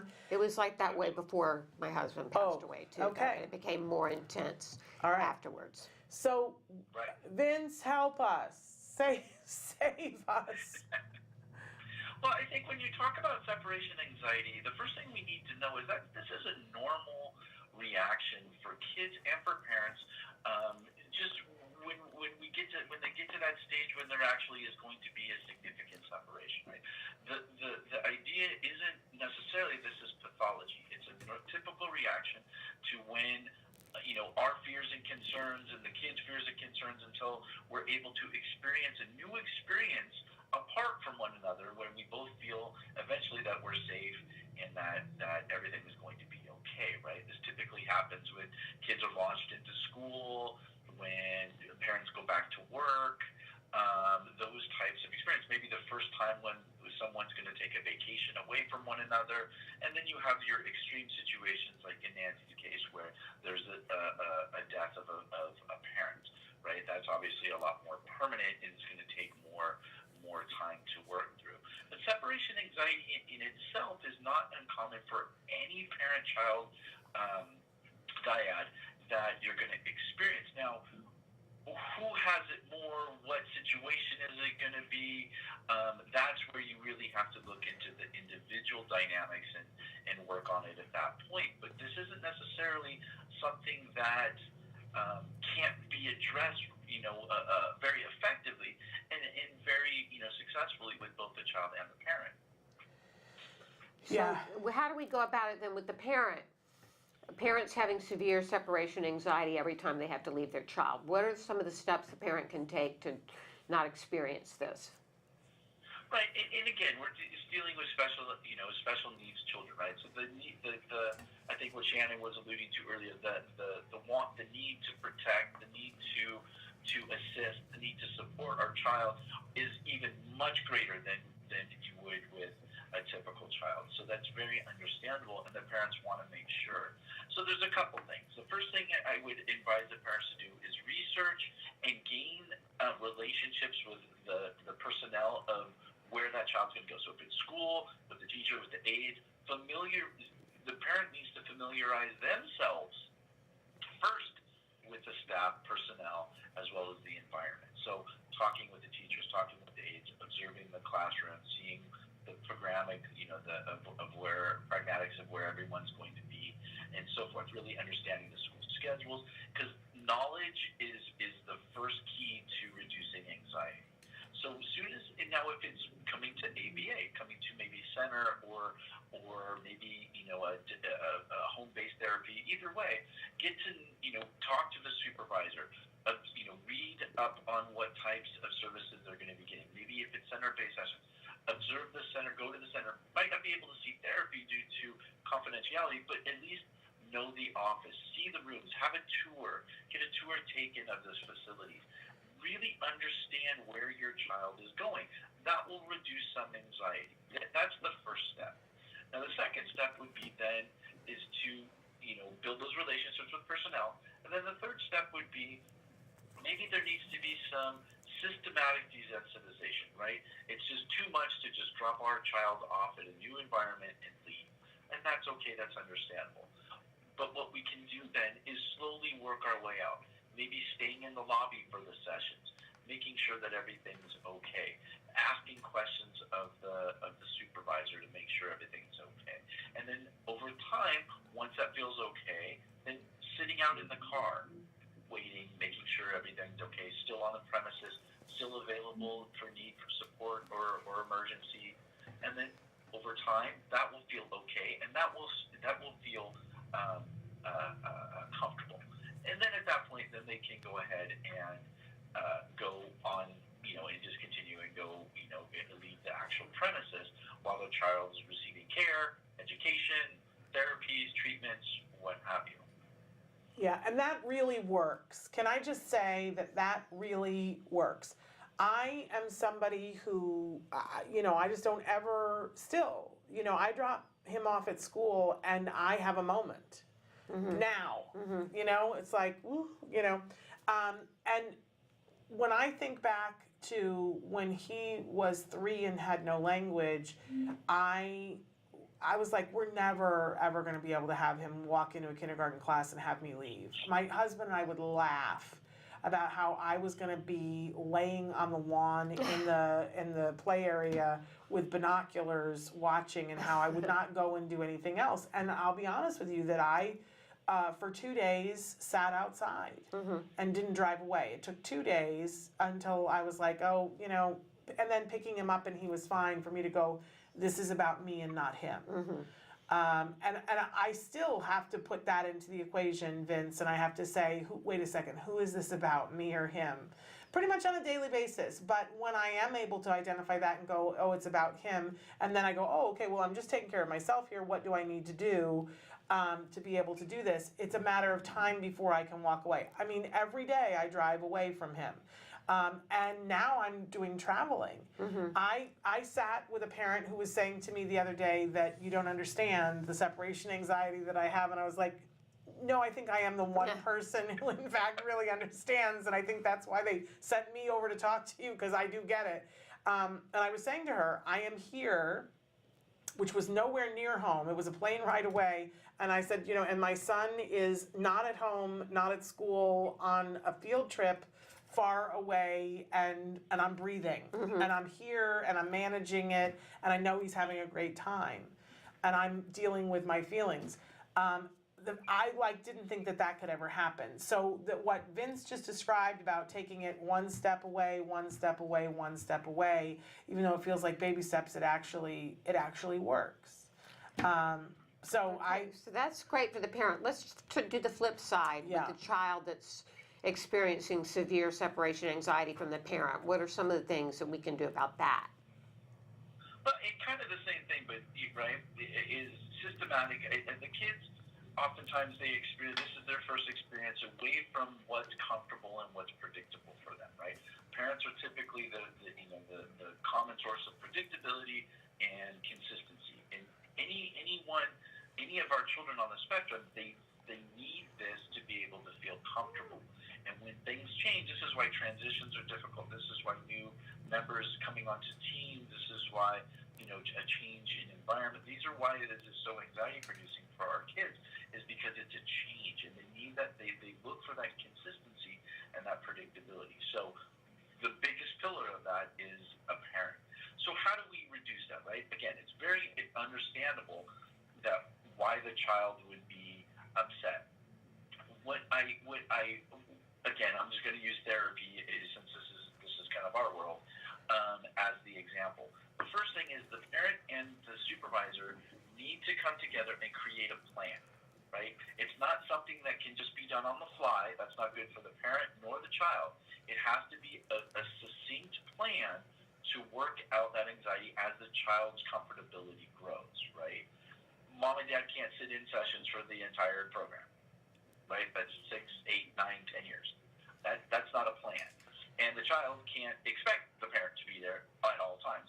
That's not a plan either, right? So the plan needs to be, set up to where the parent and the child will feel comfortable. What are our markers that show the child's comfortable and the parent's comfortable?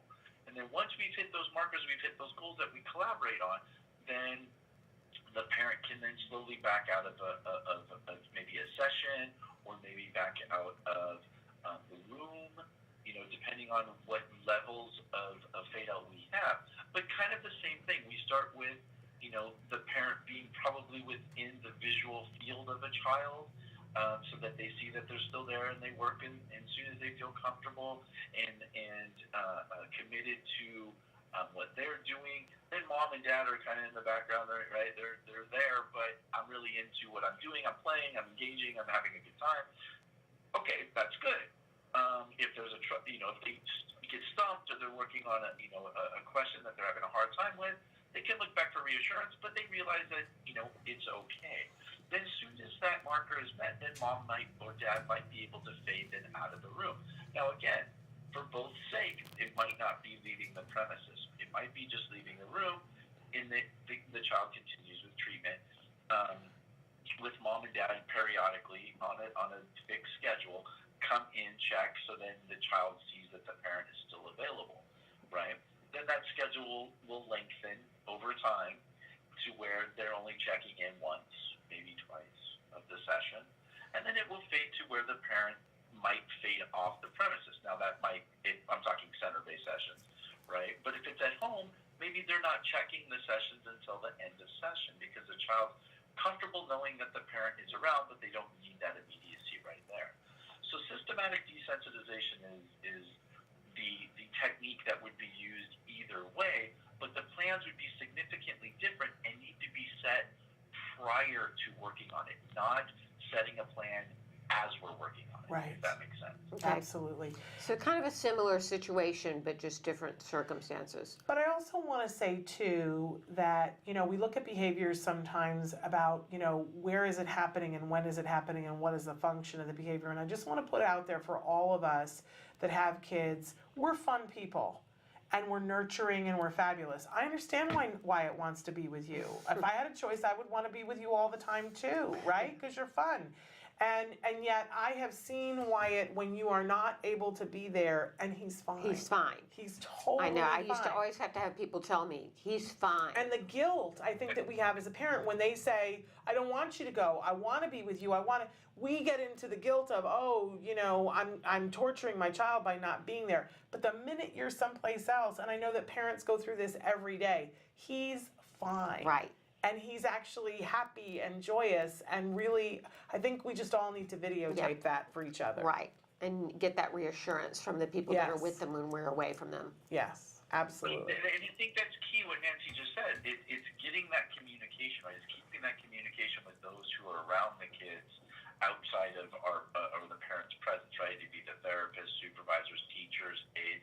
Get that confirmation. We need that. Yes. It's not about, we need that communication. We need that confirmation that everything's okay, that he had a good day, or that that she enjoyed being with her peers, or had a great lunch, or whatever it may be, because that makes our anxiety lower, right? It keeps us to be confident that we're doing the right thing. Absolutely. Vince, unfortunately, we are out of time because we have to get to our last guest, but this has been so helpful, honestly. Thank you so I much. know people needed to hear this. I did. Did you? Yes, I did.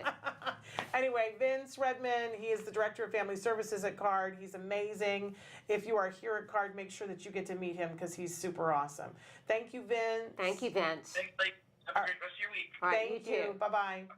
We got to get to our next Yes, guest as we've quick as got possible. Gregory and Michelle Chabolla And we that are apologize here that in we're the running studio. away. Yep. We'll So bring them in. Stick with us. We'll be right back. Okay, bye-bye. We'll be back.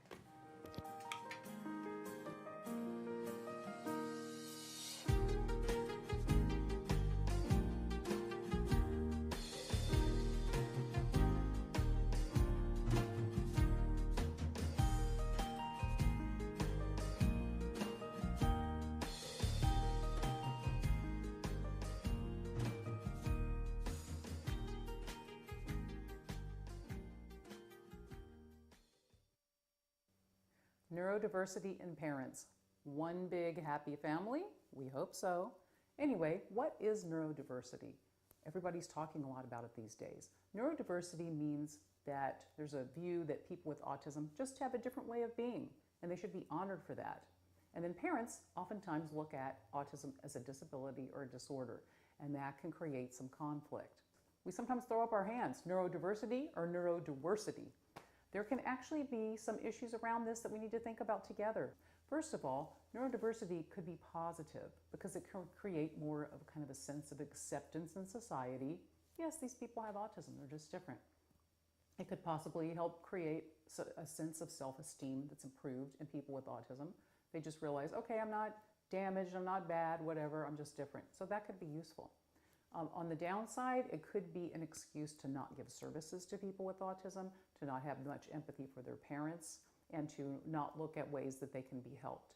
And in many people that have autism, they do very well. Other people do not do well at all. They can't access services, they cannot enjoy their life, they're in pain. So it is important that we understand it's not just one issue. So how do we solve this when we look at neurodiversity? I think we have to look at it this way.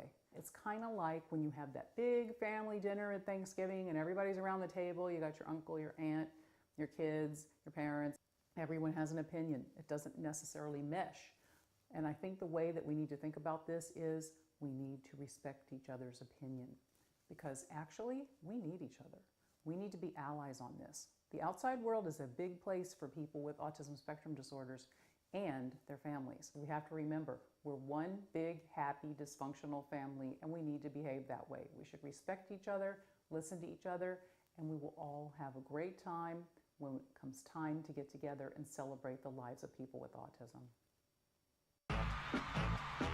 You say howdy, we say hi. Let's get rowdy, let's get wild. Let's get wild. Let's get wild. Let's get wild. Let's get wild. Welcome back. You're live on Autism Live, and I've got my friend Jennifer here. I'm so excited she's here to help me. She's got a son named Dylan. I got a son named Jeff. We got all sorts of allergy issues. And a lot of you say, what the heck can we do to eat breakfast that's not full of carbs? And getting my son to eat vegetables. Oh, yeah. This is a vegetable. So we're going to eat vegetables today. And so what we're making is a zucchini muffin. So let's go ahead and get started. So we just dumped in our zucchinis. You can start with less if you want to graduate your kid to actually eating healthy.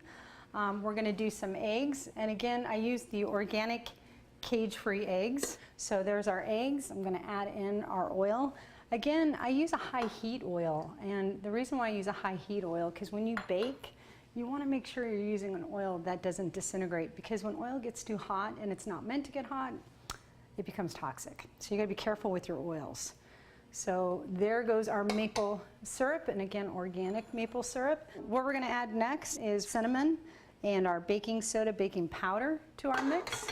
There's a lot of variations on flours. A lot of our kids are allergic to wheat, so there's a lot of things we can do to make this SCD, specific carbohydrate compliant, or just gluten-free, casein-free, soy-free.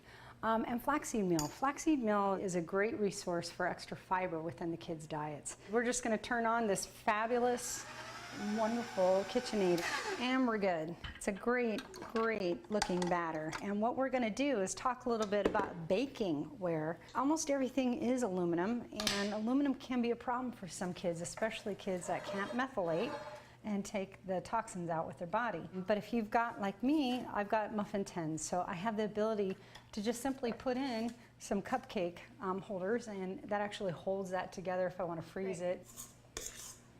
Hey, nice work.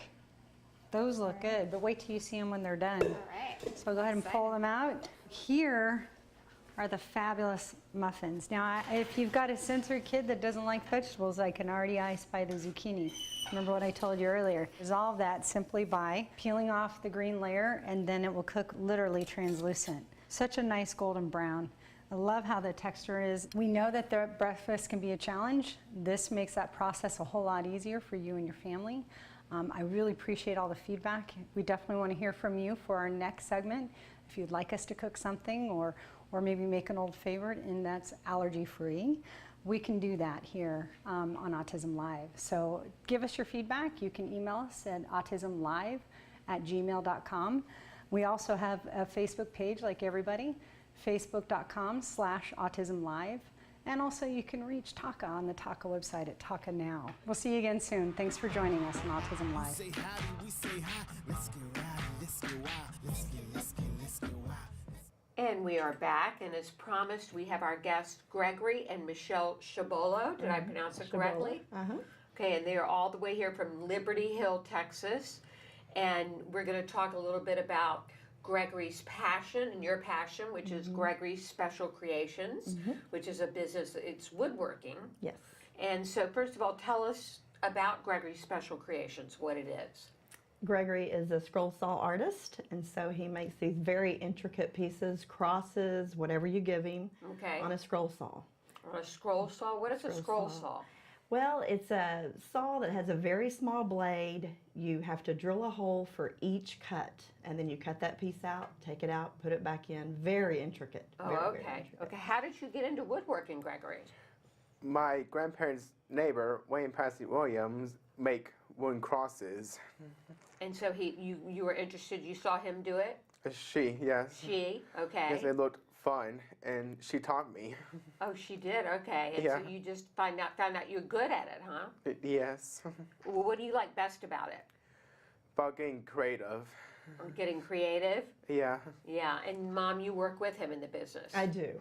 Yeah, how do you divide up your duties? I work on the larger saws, the table saw, the miter saw, and I prep the wood and put the patterns on for him, and then he does all the scroll saw. Okay, and so tell us, how do people get their creations from you, and do you sometimes do special creations for people? We do custom work, and he has a website, gregorysgifts.com. gregorysgifts.com. And we do festivals. We do local festivals. We also do them in Georgia, where my sister lives, and Colorado, where we're from, and just different places. Do we have any pictures of the woodwork? I don't know if we do or not. He happened to have brought you a piece. You brought us a piece with you. Okay. Yes. Let's see what you've got here. We love getting gifts. We're unwrapping it here. It's beautiful. Oh, look! It's our logo, Autism Live, and it's so perfectly right on. It looks like it's very difficult to do. Is it hard to do? No. No, that's because you're good at it and you have a passion for it. Now, you're not only doing this project, Gregory's Special Creations, you have another job. Tell us about that. Well, I work part-time at Einstein Bagels. Okay. And what do you do there? I buzz tables, restart the schmear, and make eggs. Oh, wow. Okay, so you're busy. Yes. How many days a week do you do that? 3 days. 3 days a week, and then the rest of the time you do Gregory's Creations. Yes. Okay. So, Mom, tell us about how important this business was to Gregory and getting him. It was very important. I think with all kids, regular ed, special ed, in high school, they really focus on what are you going to do? What are you going to do when you graduate? Right. And Gregory worried about that. Right.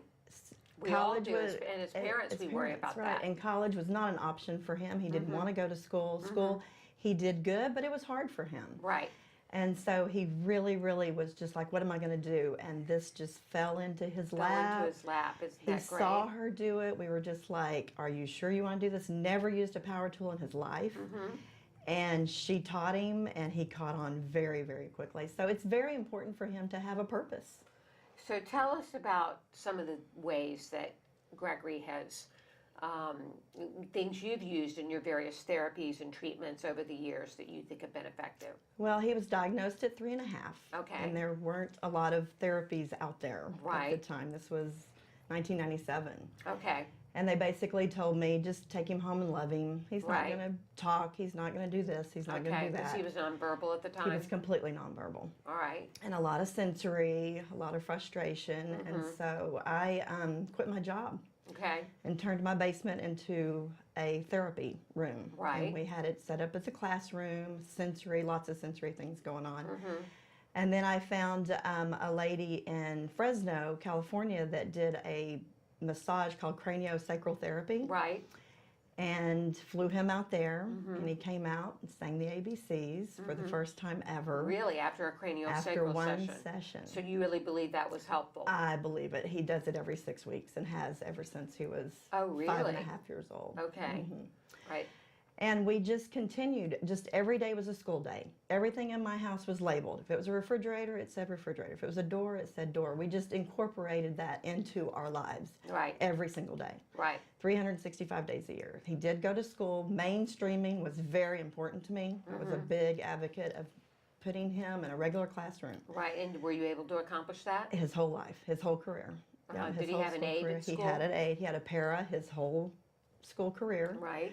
And she was so beneficial because not just for Gregory, but there were other kids in the class that needed help that may not have had an IEP or had a diagnosis, but just needed some help. So she would get Gregory going because I didn't want her on him all the time. And then she would help the other children too. So I think it was very beneficial to have him in a mainstream classroom. Right. What were some of the biggest obstacles for you as a parent? The school system. The school system. I had great advocates there, but getting him mainstreamed was very, very difficult. Right. And I have some great people in the school system that helped me, but the overall policies and rules and this is what we do didn't work for me. Right. And I didn't want that for him. Right. I think that was the biggest, I really do, out of everything. What words of wisdom do you have for moms out there that are on a similar journey? You know, it's devastating when you get the diagnosis. I'm not going to lie to you. You look it up, and the first sentence is, there is no cure. Right. And that's devastating. I mean, you're just like, oh my gosh. I think my family support was huge and just never given up on him. Ever. Okay. Just always. How do you make your home more autism friendly and helpful? How would you suggest that families do that? Well, when they're young, I really think organization. Every toy had a box with a picture of that toy on it. Everything. I mean, everybody probably thought I was a little OCD. But it made his life more organized and not the unknown. I mean, we played, we cleaned up, and he likes things orderly and he works better in that environment. He always has, and I think that was a real big beneficial thing to do. How do you suggest other parents support independence in their children? Oh my gosh, you know, they're all so different. I was probably a huge helicopter parent in the beginning because I didn't know what I was doing. Letting other people be a part of your life and that want and are comfortable with him. Let them be a part of it and help him. That detachment, I guess, from the parent is really, really hard. Right. And the parent from the child. Right, right. So, Gregory, tell us how much fun this business is for you. It's very fun. And you really love doing it, don't you? Sure do. Do you have any goals for the future about what you want to do with the business? Goals? It's to spread joy to all the people that I meet. You want to spread joy to all the people that you meet? Yes. I bet you spread a lot of joy through this business. A lot of joy. Okay. Well, we want to thank you for joining us today and sharing this with us. Let's take a look at the logo again. Can we see that on camera? There we go, the autism-live logo that Gregory created. It's absolutely beautiful. What type of wood is this? That is cherry on a soft maple base. Do you use different woods for all your creations? Yes, he uses all exotics. He uses all very, very premium wood for all of his creations. And how busy are you at the shop? Do you get a lot of orders? We are very all busy. over? We get a lot of orders, and he's been asked to be in a gallery in May. How exciting is that for you? It's very exciting. Very exciting, and we have really big shows that we're looking forward to. So you travel around to different shows, and that must be great for your independence as well. Okay, well, all right. great. Once again, how do people reach you? Gregory'sGifts.com. Gregory'sGifts.com, and you can learn more about this beautiful woodworking and maybe get a creation made for yourself. It also says an original handcrafted by Gregory Chabolla, which is on a plaque, which is so lovely. Yes. All right, well, we want to thank you for joining us today. Thank you for It's having been us. great to have you as a guest, Gregory. We wish you the best of luck with your woodworking business. And Michelle, you're a terrific mom. Oh, well, Thanks thank for all your you. words of wisdom for other parents out there. And want to talk to everybody about coming back tomorrow. Shannon has a great show for you. Make sure you tune in because she's got some wonderful guests. I don't have them in front of me, but it's going to be a terrific show. And we want to thank you for joining us today.